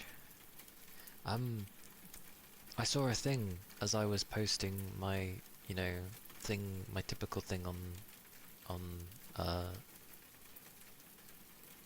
Twitter, where I was going live. There was a thing on the side saying that basically, let me find it again actually, I wonder if it will still be listed. It is. So apparently the UK has charged, well, it says Steam. It doesn't say Valve, it says it's charged Steam. It's sued Steam due to false information, like they were lying, misinformation about a few things. And it's to do with the currencies in different countries. So basically, we were overcharged when we shouldn't have been, when it was cheaper in other places. Which is true. That is the case, but I don't know. I like Steam, I like Valve. I don't really want to make them pay for things. Basically, it just says the UK tribunal has allowed a £656 million Steam class action lawsuit to proceed. Which I think was like 800 and something million dollars or something like that. So, yeah, we seem to have... Exactly. It's like, what they're gonna do.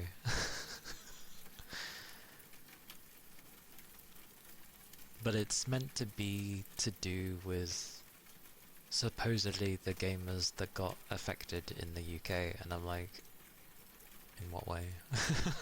In what way have we been affected? Can I click it and it actually brings up the news? What does it say? The Competition Appeal Tribunal ruled on January 26th that the opt-out claim can move forward, targeting Valve's Steam practices like 30% commissions, exclusive DLC rules, and bans on cheaper rival store deals since June 2018. Shopbolt argues these terms raise game prices for users. Potentially refunds range from £22 to £44 per person, totaling £656 million, while gamers defend Steam's free tools, refunds and sales dominance. Valve will fight the case in a full trial with no date set. Oh, such 40 stream streak. Don't be too tired.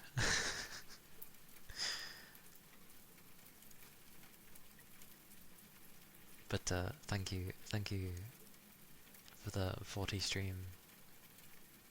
May it be wonderful. Still don't understand?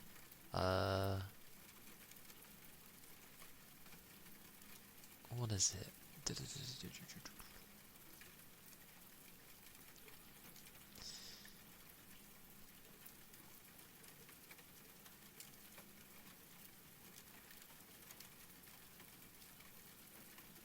Yeah, I hope they don't do anything against this, because if they were to ban Steam in the UK, could you imagine if they banned Steam in the UK?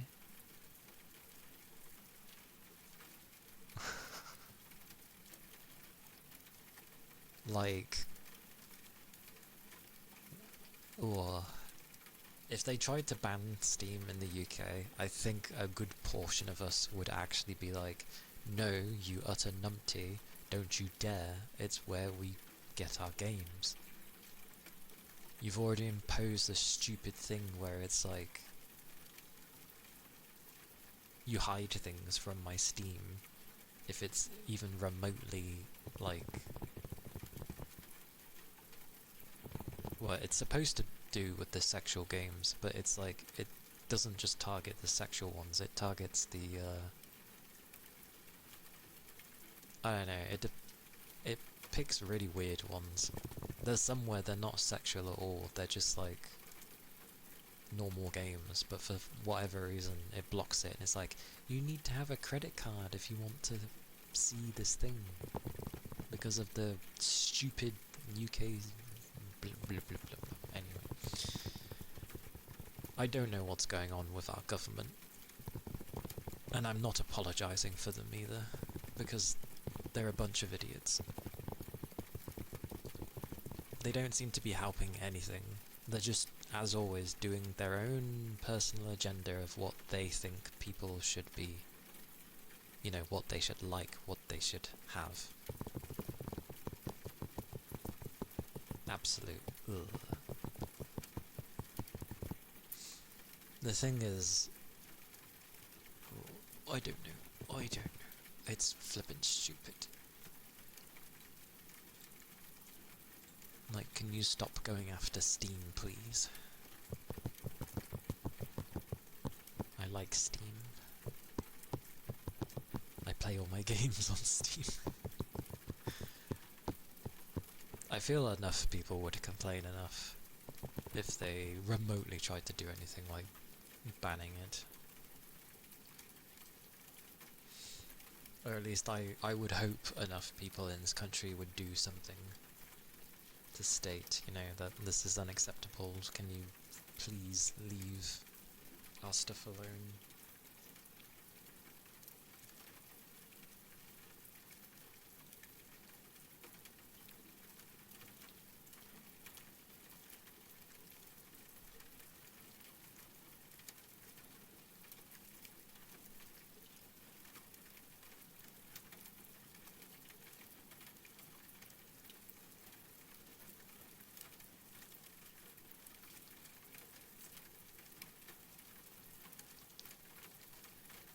Oh.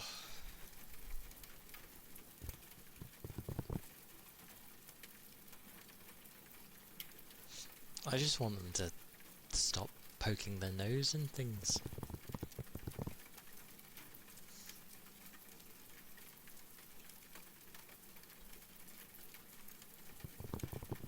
Plus, I don't know how many people stream in the UK, but yeah, it would affect so many people. Well, they already said there was like 14 million. I guess it's not a total, but they said at least 14 million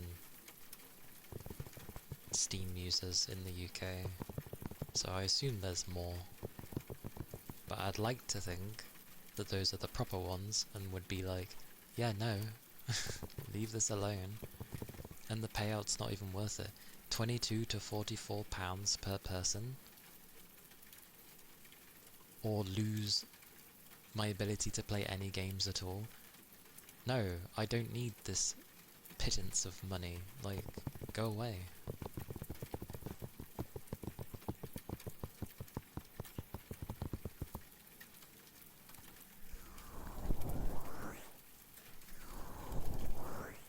That's basically either an indie game or like a AA studio kind of price tag of game. Pretty much.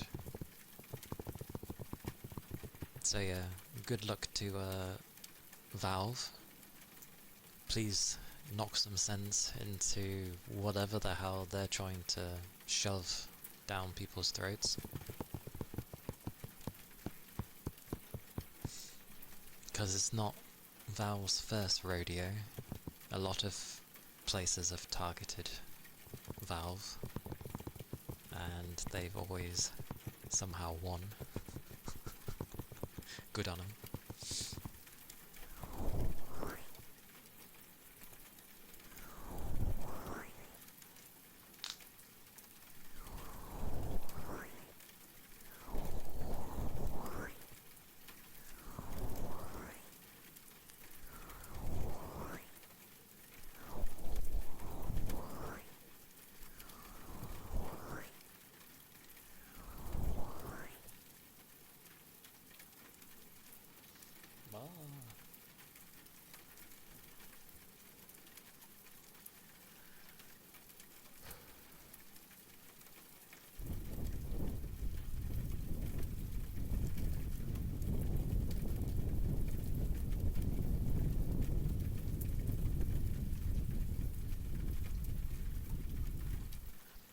Like, I hope Valve actually ends up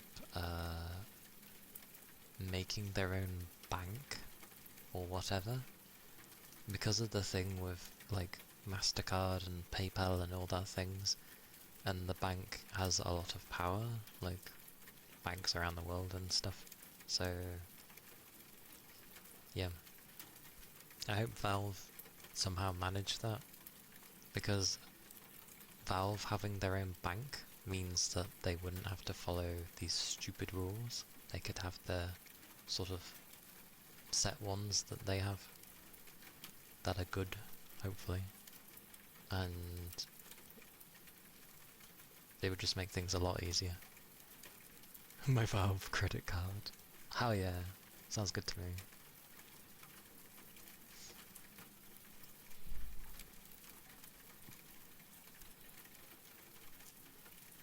I'd prefer it.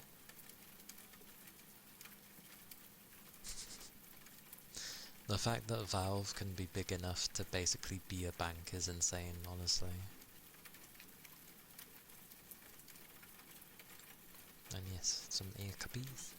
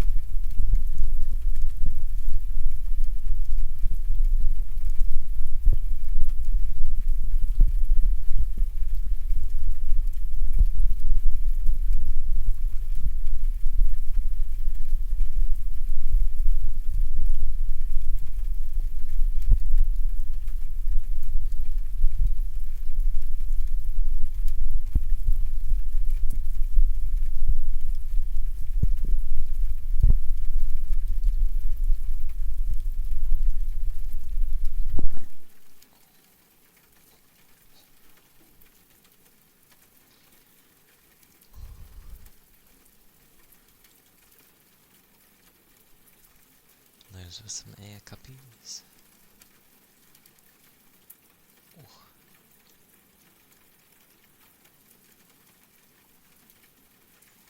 Oh yeah.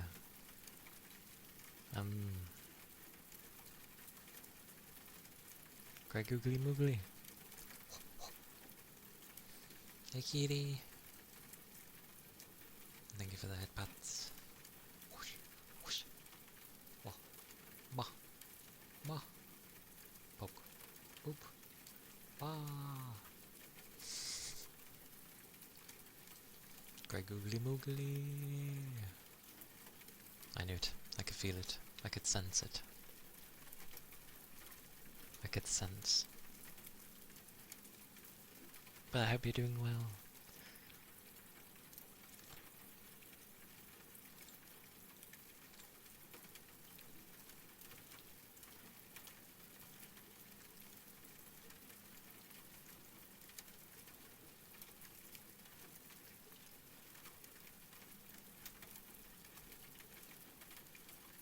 I remember seeing,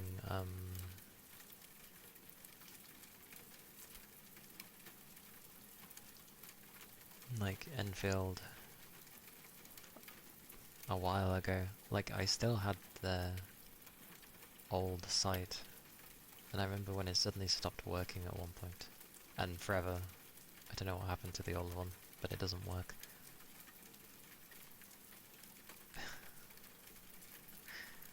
True, but I could sense that it was... the googly eyes were about to wear off.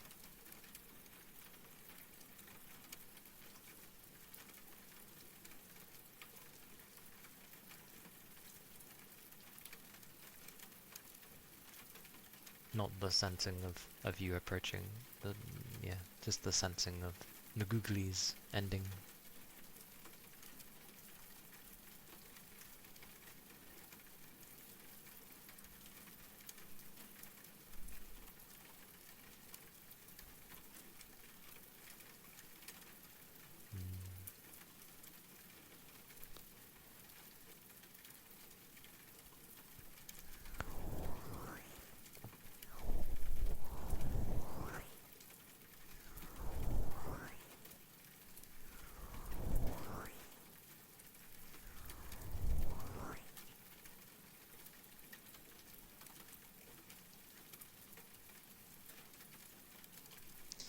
I wonder how well it runs on my phone. It seems to default to 30. But I can put it to 60 if I wanted to. It also makes me laugh because on my PC it defaults to 60 and there is an option for 120. So I put it on that one and immediately it's like, we don't recommend this, it's going to use a lot of resources. And it's like, just do it. It handles it fine, so I don't know why it complains to me.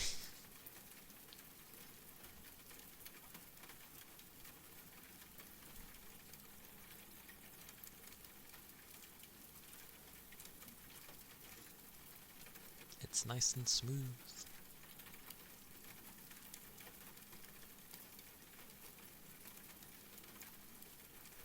I like the smoothness.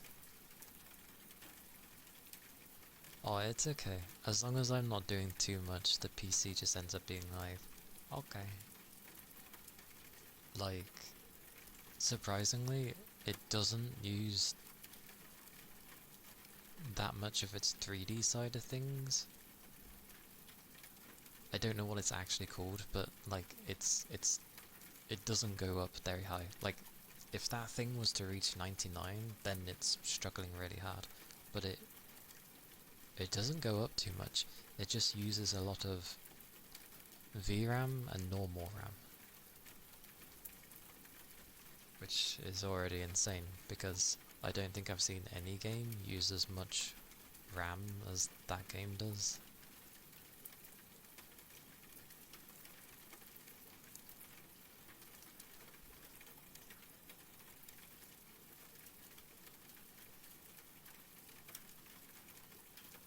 It's pretty crazy.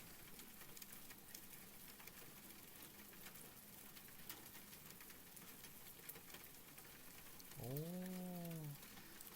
my god, 30 FPS is... It feels like it's lagging. I don't like 30. This is not a game for 30.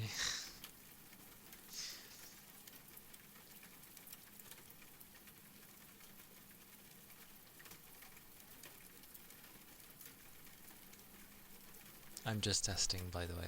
I'm not distracting myself. Well, what's it? I just wanted to see how it would run.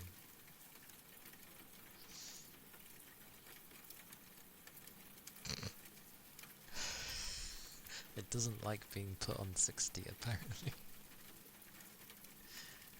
It manages it, though.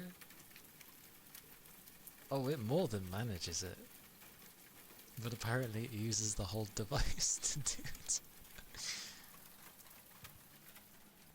There was an option for 45. Let's try that one. Okay, it goes a bit less.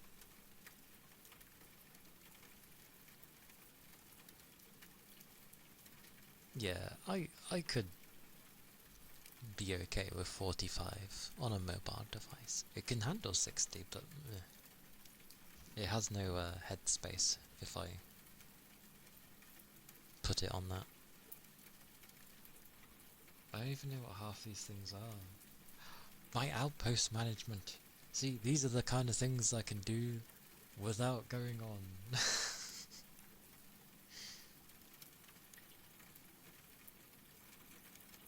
Which is good, because I already have more of the other things.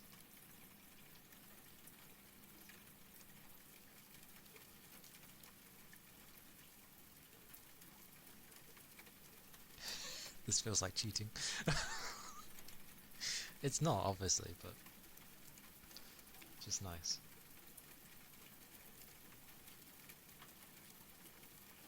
Okay. I'm all good now. That's all I wanted to check. I'll turn it off now. I should probably log out normally. Where's the log out button? Oh, is it this? Oh, it is. That's different than the PC version.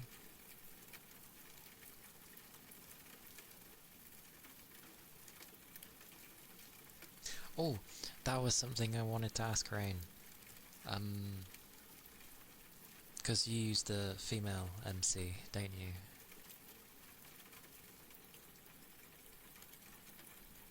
Like, yeah. Is the blade in her right hand, or is it in her left?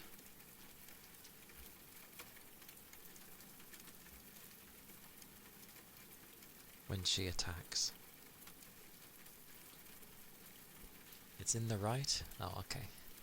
I was wondering if they did a thing where the male MC is like right-handed and then the female would be the left-handed, which kind of makes it then seem like they're two halves of the same thing. But if they're both right-handed, then that's fine.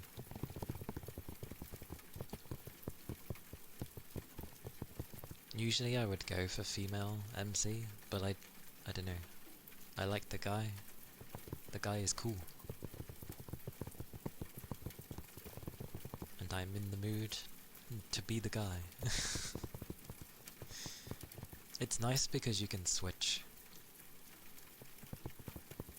Yeah. He's cool. He has a nice voice as well when he has voice lines.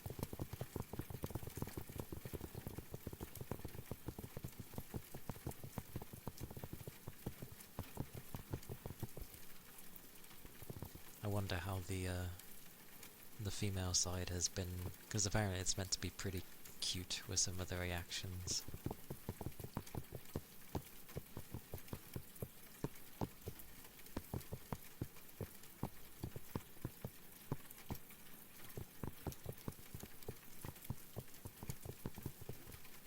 And I wonder if characters kind of act a bit different depending on who you are. You found out that the weak point of your factory is how it deals with having too much stuff. Yeah, because then when you get too much stuff, you can end up, well, depending on obviously what you're making, if it ends up being the stuff that you can end up trading, then yeah, you can end up being like, take my surplus, take my, that's what I keep doing currently. I'm just like, take my surplus of stuff.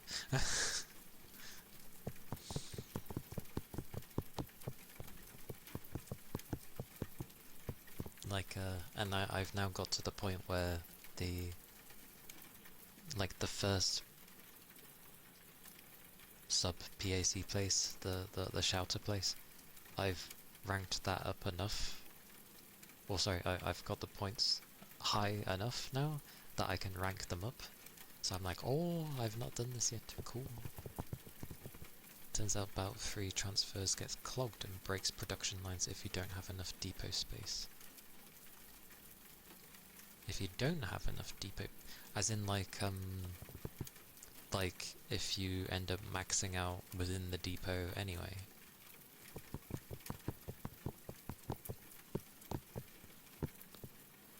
There's also the thing with the about 3 transfer thingies, those little hub things. It's also not wise to have multiple things go through them, because then if it's full of one thing and they can't get rid of them, the other thing then can't go through and you end up blocking multiple, as I found out the first time I made stuff. I had like I had 2 different production things going into that thing, and then it was full of like one thing and it wasn't getting the other, and I'm like, ah.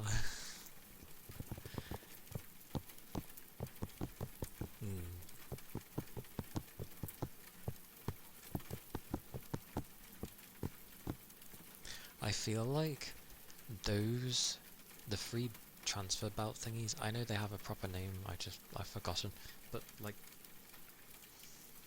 I feel like those things are very useful for things that are a bit slower to produce.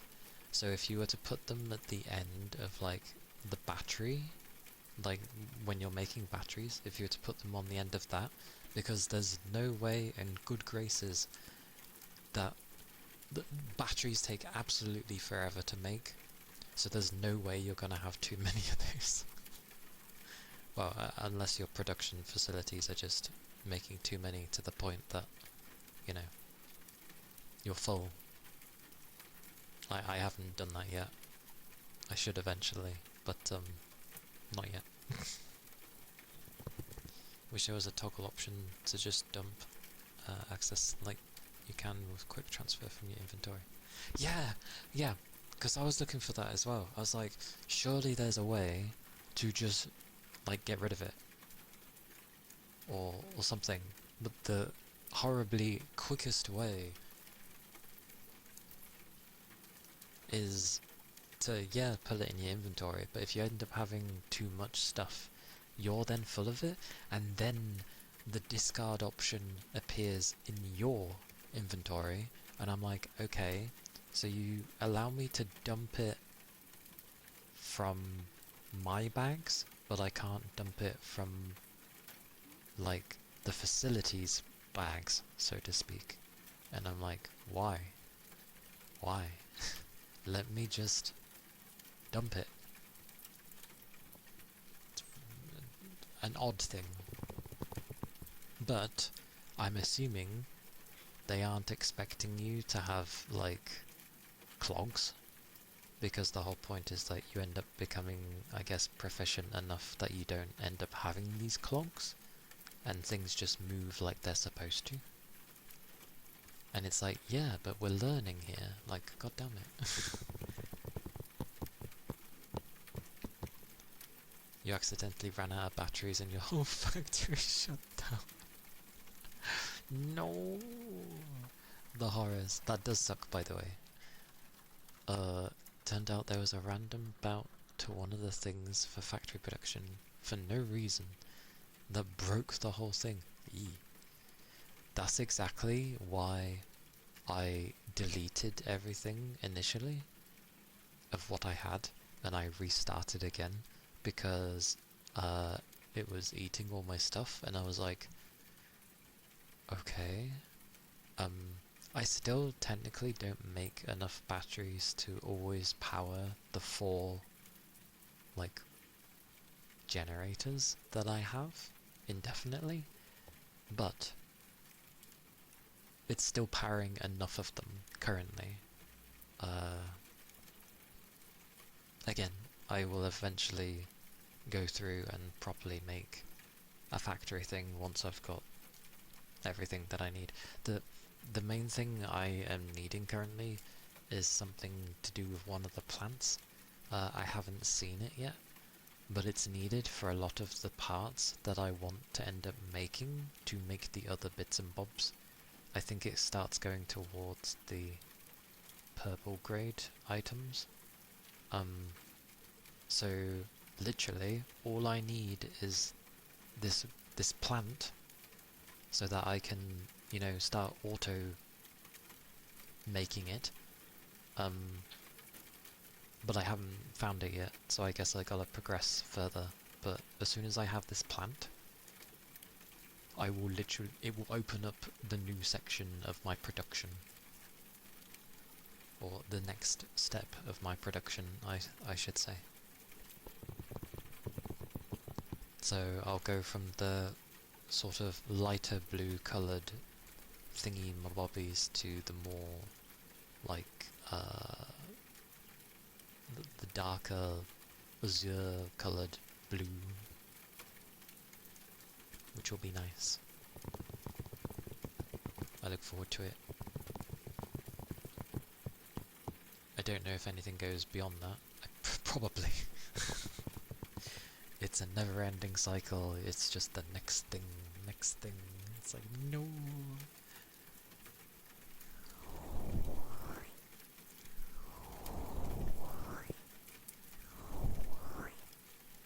But I like that you can spend hours literally trying to come up with a plan and make the bits that you need and make them somewhat efficiently and have them be, you know, supported enough so it can stay in its loop of auto. It's fun.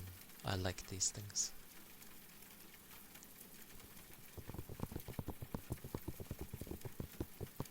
I say I like these things, yeah, I couldn't get into some of the more games that are like focused on these sorts of things, like Satisfactory and all that stuff. I don't know why.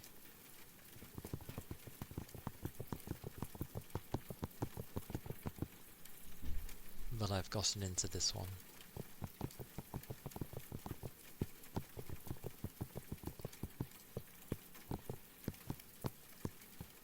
You say it's a side thing, but like, I'd say it's a pretty major thing, because if I don't bother with it, I can't make new gear, and I can't make a lot of things that help you with the game.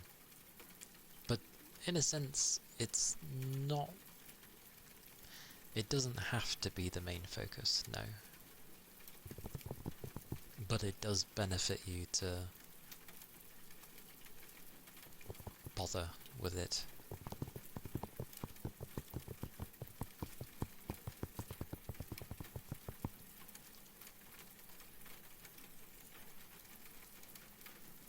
But it depends on what you play for, because that's the whole point of these things. They offer a plethora of different things, and, you know, maybe one of them sticks for you. So I've been enjoying the exploration. The base building is good fun. The combat is fun. What else? It has a thingy weird mode where you go into some weird space that's timed, which almost... it's hard to explain. I don't know what the hell it is. Some strange place.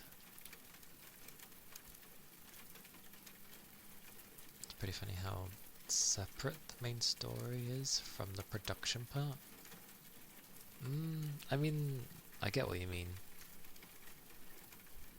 But like, the people we are meeting along the way, that includes the normal NPCs, I don't mean just the playable characters or the memorable ones, I include all the NPCs. Like, we're doing a lot of things to help rebuild and restock, resupply. Like, we're helping out a lot in that regard, which is nice. Which works as, you know, the whole we are an industry sort of thing.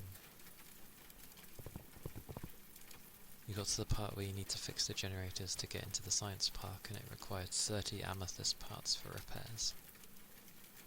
Yeah, it wasn't very much, was it?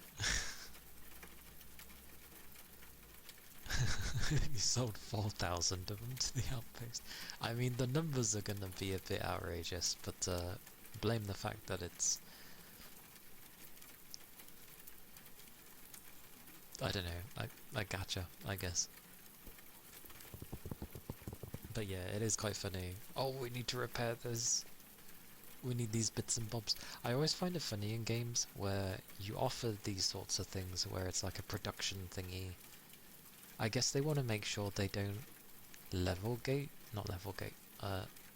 They don't want to block people by having a more realistic figure of if you even remotely bothered with it. 30 should be very easy for people to get.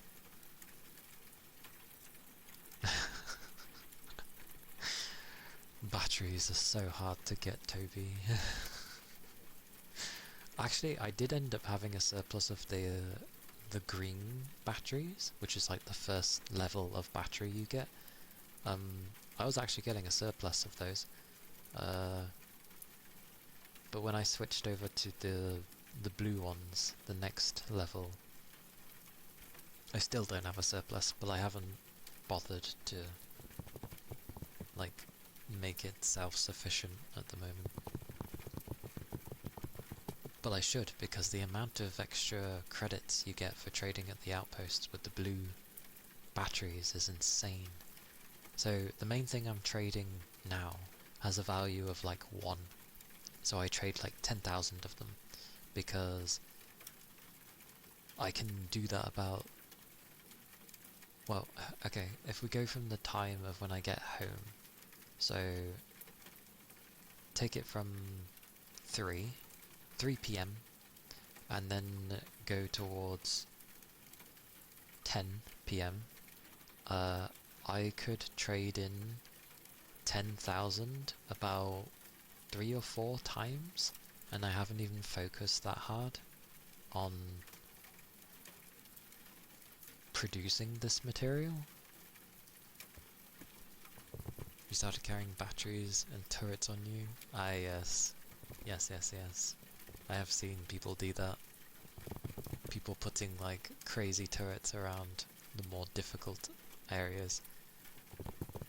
Oh, sorry, not difficult areas, it's not difficult. You know what I mean. Yeah, I'll use what you said, special fights, the special fights, yes. It's quite funny. But, oh, yeah, I was saying about the value. Yeah, it has like 1 value, so I get 10,000 out of it, because each one is worth 1. The batteries, the value of them is 30. So it's 30 times the value. If I had a surplus of those, 30 times 10,000. Oh, I'd be rolling in it.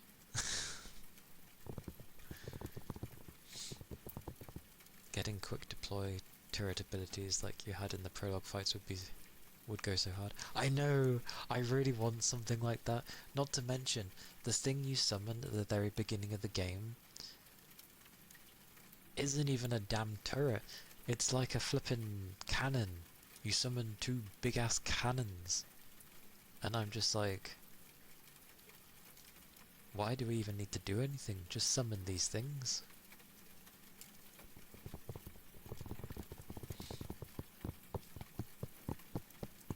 I think the total amount of total amount of like money thingy, because you have 2 types. the amount I can hold currently, I think, is 3.6 million.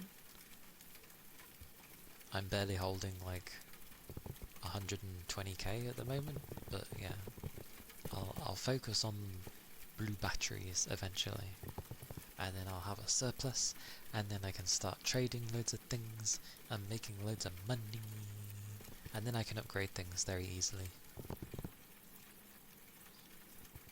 I wish there was some way to get there, but they won't let us open our backpack in battle. To be honest, I've never actually tried opening to see if you could open the backpack in battle. I guess that makes sense. Yeah, that's gonna be like a story specific thing, or that's just like our past selves ability that we probably will never get, except in like really crazy circumstances. Blue moons, basically.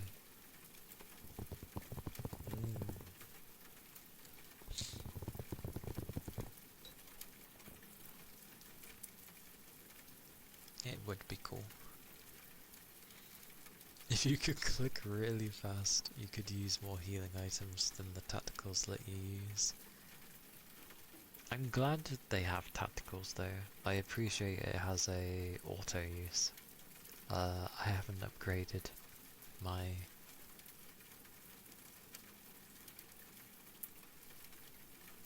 anything in a long time.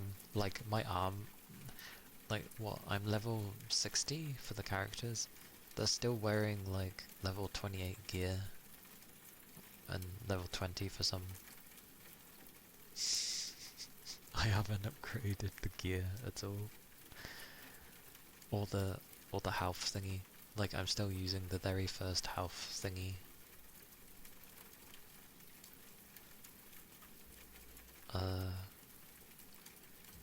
I'll eventually bother with the stuff. I'm hungry. I'm hungry.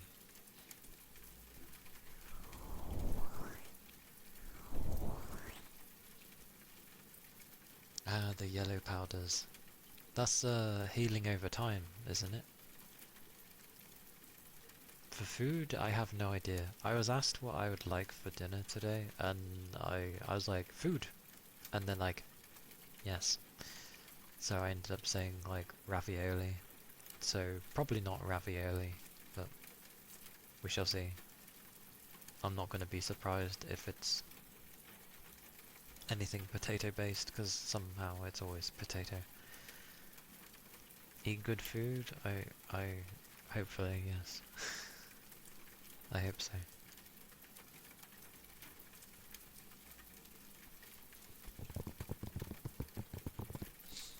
I saw a good healing item where it was like it heals 20% of your health instantly and then heals you for another 800 and something. I was like, oh, I want these. But then I didn't have the stuff to make it, and I'm like, ah.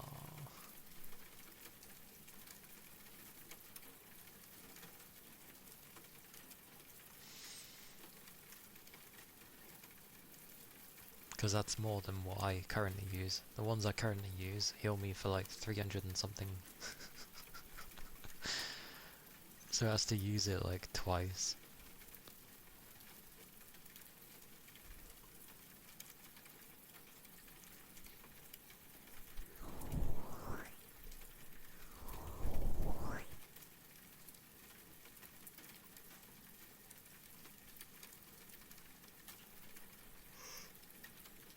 Anyway.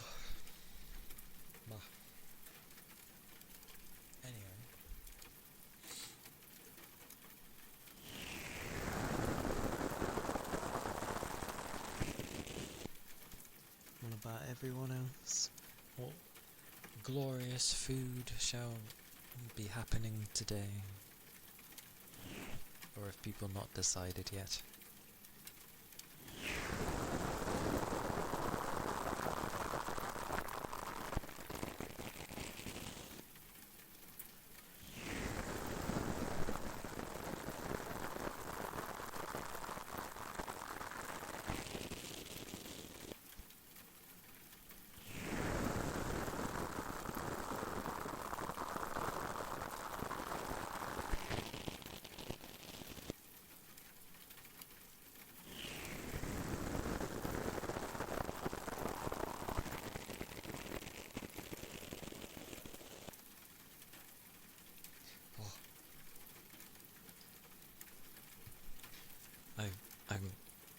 I'm slowly trying to connect up the other maps that I've been to as well, like a relay node thingy and grabbing all the resources that I can.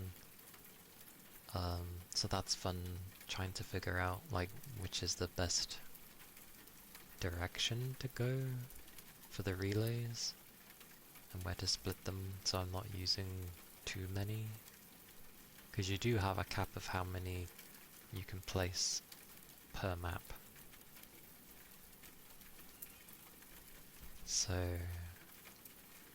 yeah, you had a bagel with avocado and cheese earlier. Have a snack and grab a nap.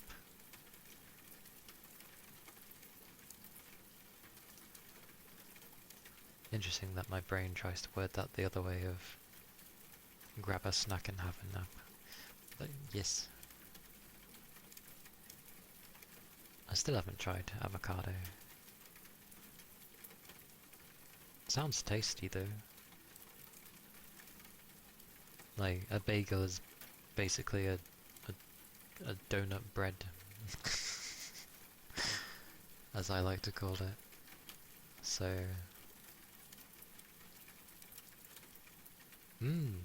I'll have to give it a go at some point and see if I like avocado with these things.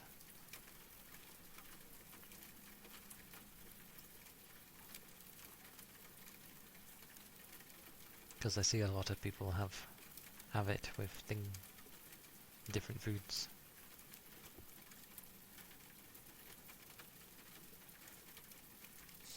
If I don't like it, then that's fine. That wouldn't really bother me. I like it when I end up not liking the things that others like, because that means that they don't have to worry about me like taking the foods.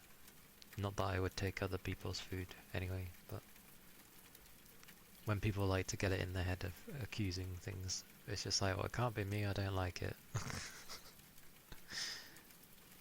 And then I end up liking foods that others don't like, so it's like, woo! Safety! It just reminds me of my uni days. I stocked up on a lot of pasta. A lot of pasta, and a lot of pasta-based thingamabobbies, whereas like, you know, chicken and bacon and stuff like that. My once a month enchilada thingy. No. Once every 2 months enchilada thingy. Because 1 month it would be my enchiladas, then the next month it would be thing. It would be thing. Begins with carbonara. It'd be carbonara. Some people don't like pasta. Like, I can probably understand. Or, you know, like, maybe pasta might bloat them, because that is entirely possible. But that's usually due to wheat and all that other stuff. So you can get wheat-free pasta and stuff. Welcome back, Capricorn.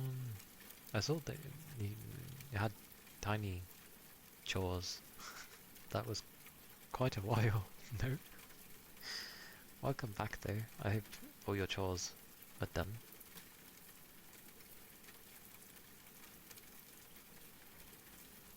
But yeah, I used to have carbonara with button mushrooms.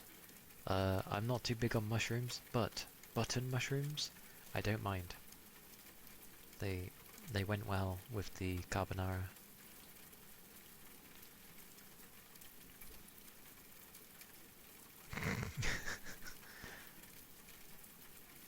The good old sleep. Me likes to sleep. I could never forget my sleep. I like it too much. It's also my brain turning off, so it's fantastic in my opinion. Mushrooms do not taste good. I do agree mostly with you, but button mushrooms aren't like a typical mushroom. Like, they're not wibble wobble. they're not those kind. They're very earthly. Like I really didn't mind them. You like it during the day when you have to work. Sleep away the work. Sounds good to me. You love mushrooms?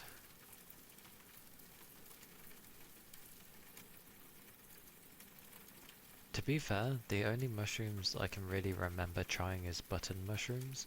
I've not tried like those really big ones that you usually see in a fry-up.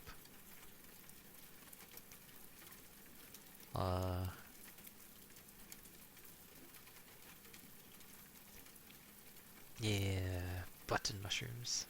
I've eaten the button ones, they're nice. Like I had it with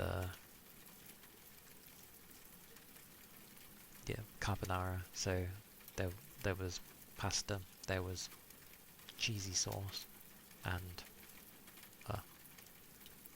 bacon bits, lots of bacon bits. So I should probably try other mushrooms. The only thing I can't take is tomatoes. I keep trying different tomatoes. I tried the little cherry ones. I tried the big things, whatever they would be called. I do not like tomatoes. They are not my cup of tea. I wish they were, because they bring a lot, but I don't like them. You don't like tomatoes?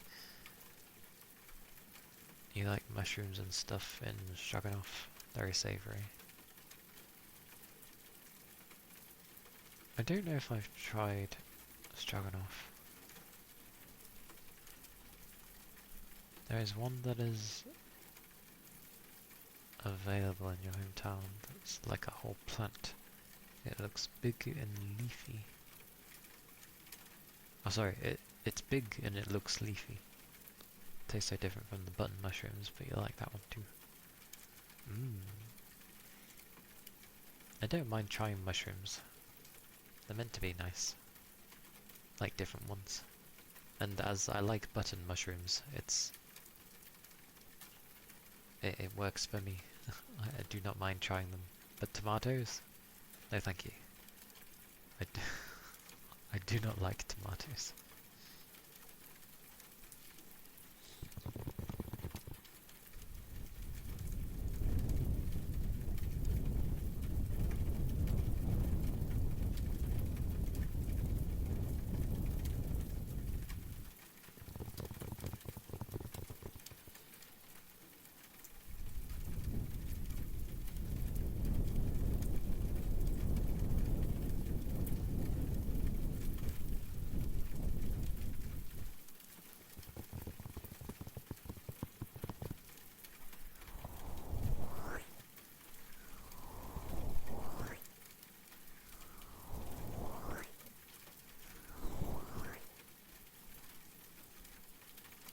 Ether stretch and charge? That's just...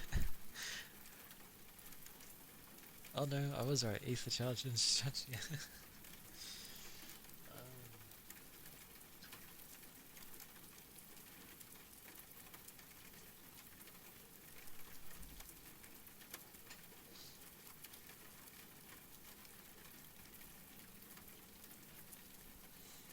I need it. Do I? I mean, I do, but how do you know?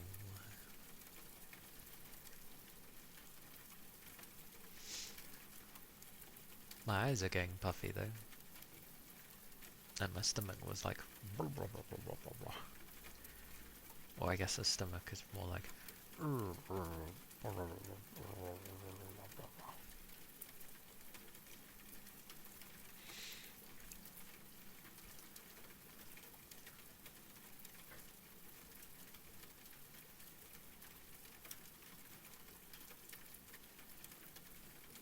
Take your car to the snow.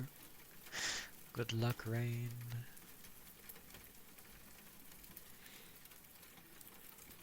good luck with the snow.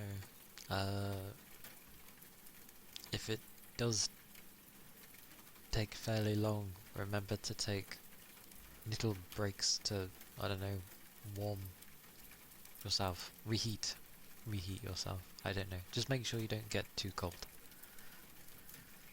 Because the snow is good at that.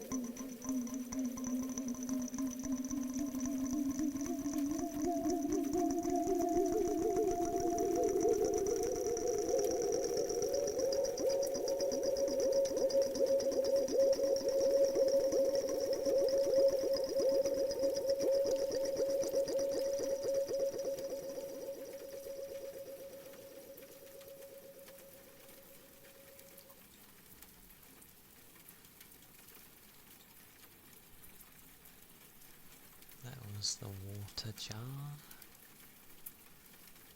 And yes, have a good rest, Capricorn. Oh.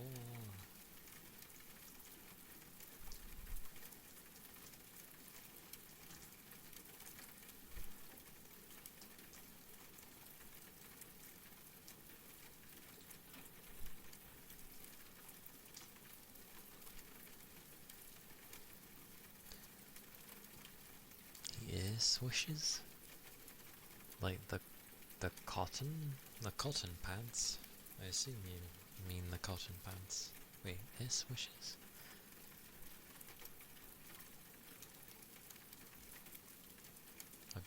Probably. Oh, the hand. Okay. Hand swishes.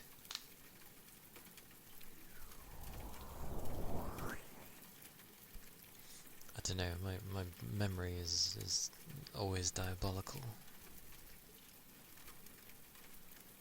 Although, that said, slightly different naming senses tend to throw me there easily. But yeah, you do mean the hand things. Like that thing, right?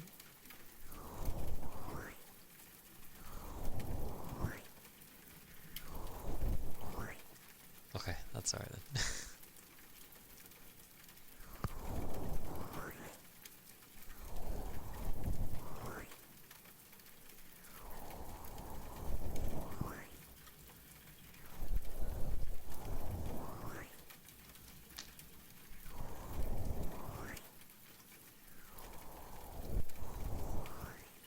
Night night, have a good rest.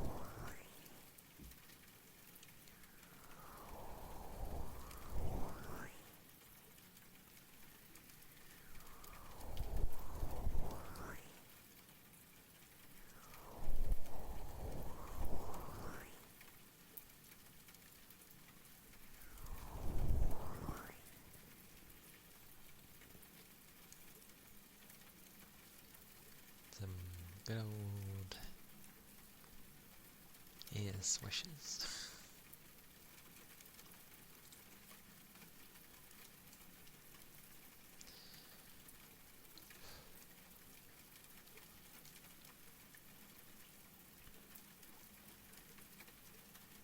I'm definitely very hungry though.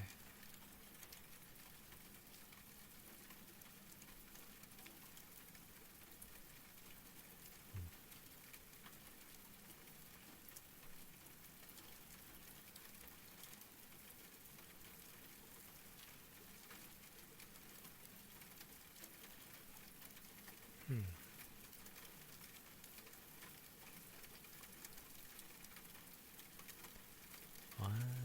But I'm guessing food should be soon.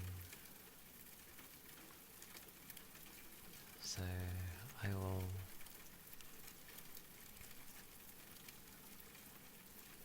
stop here for today.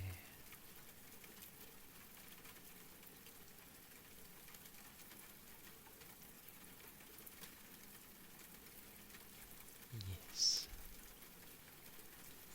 Yes, yes, yes.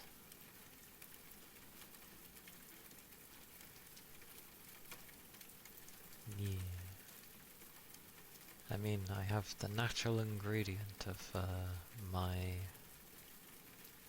stomach being hungry, so that makes food that extra bit more tasty, no matter what.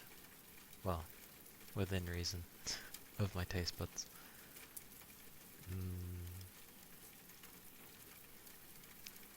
It does help. Alrighty. Let's go find someone to raid.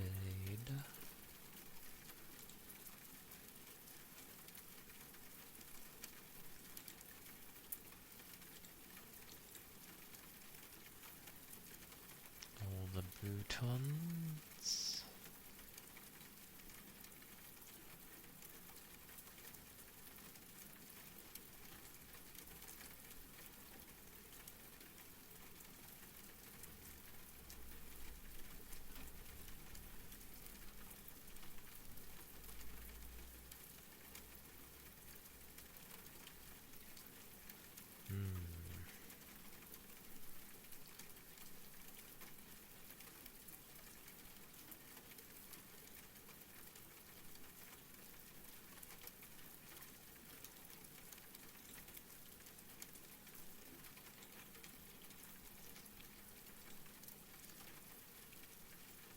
Ah, okay. Không biết anybody.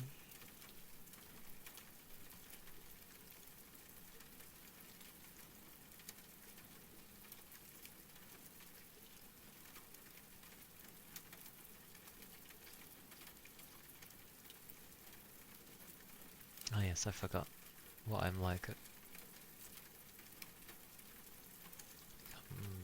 when it comes to raiding.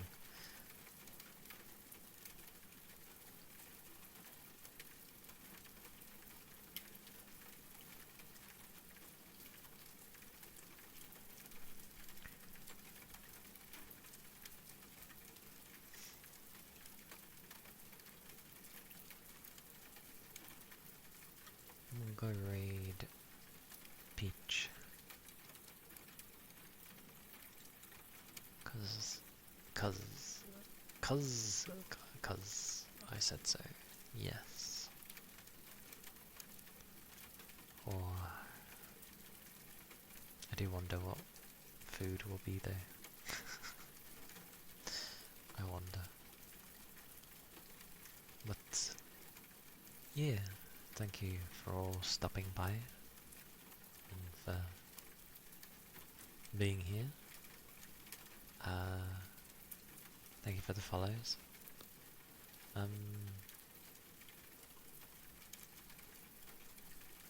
It'll be ASMR tomorrow. I'll be tired, but that's nothing new. Low energy day, especially. Oh, blow.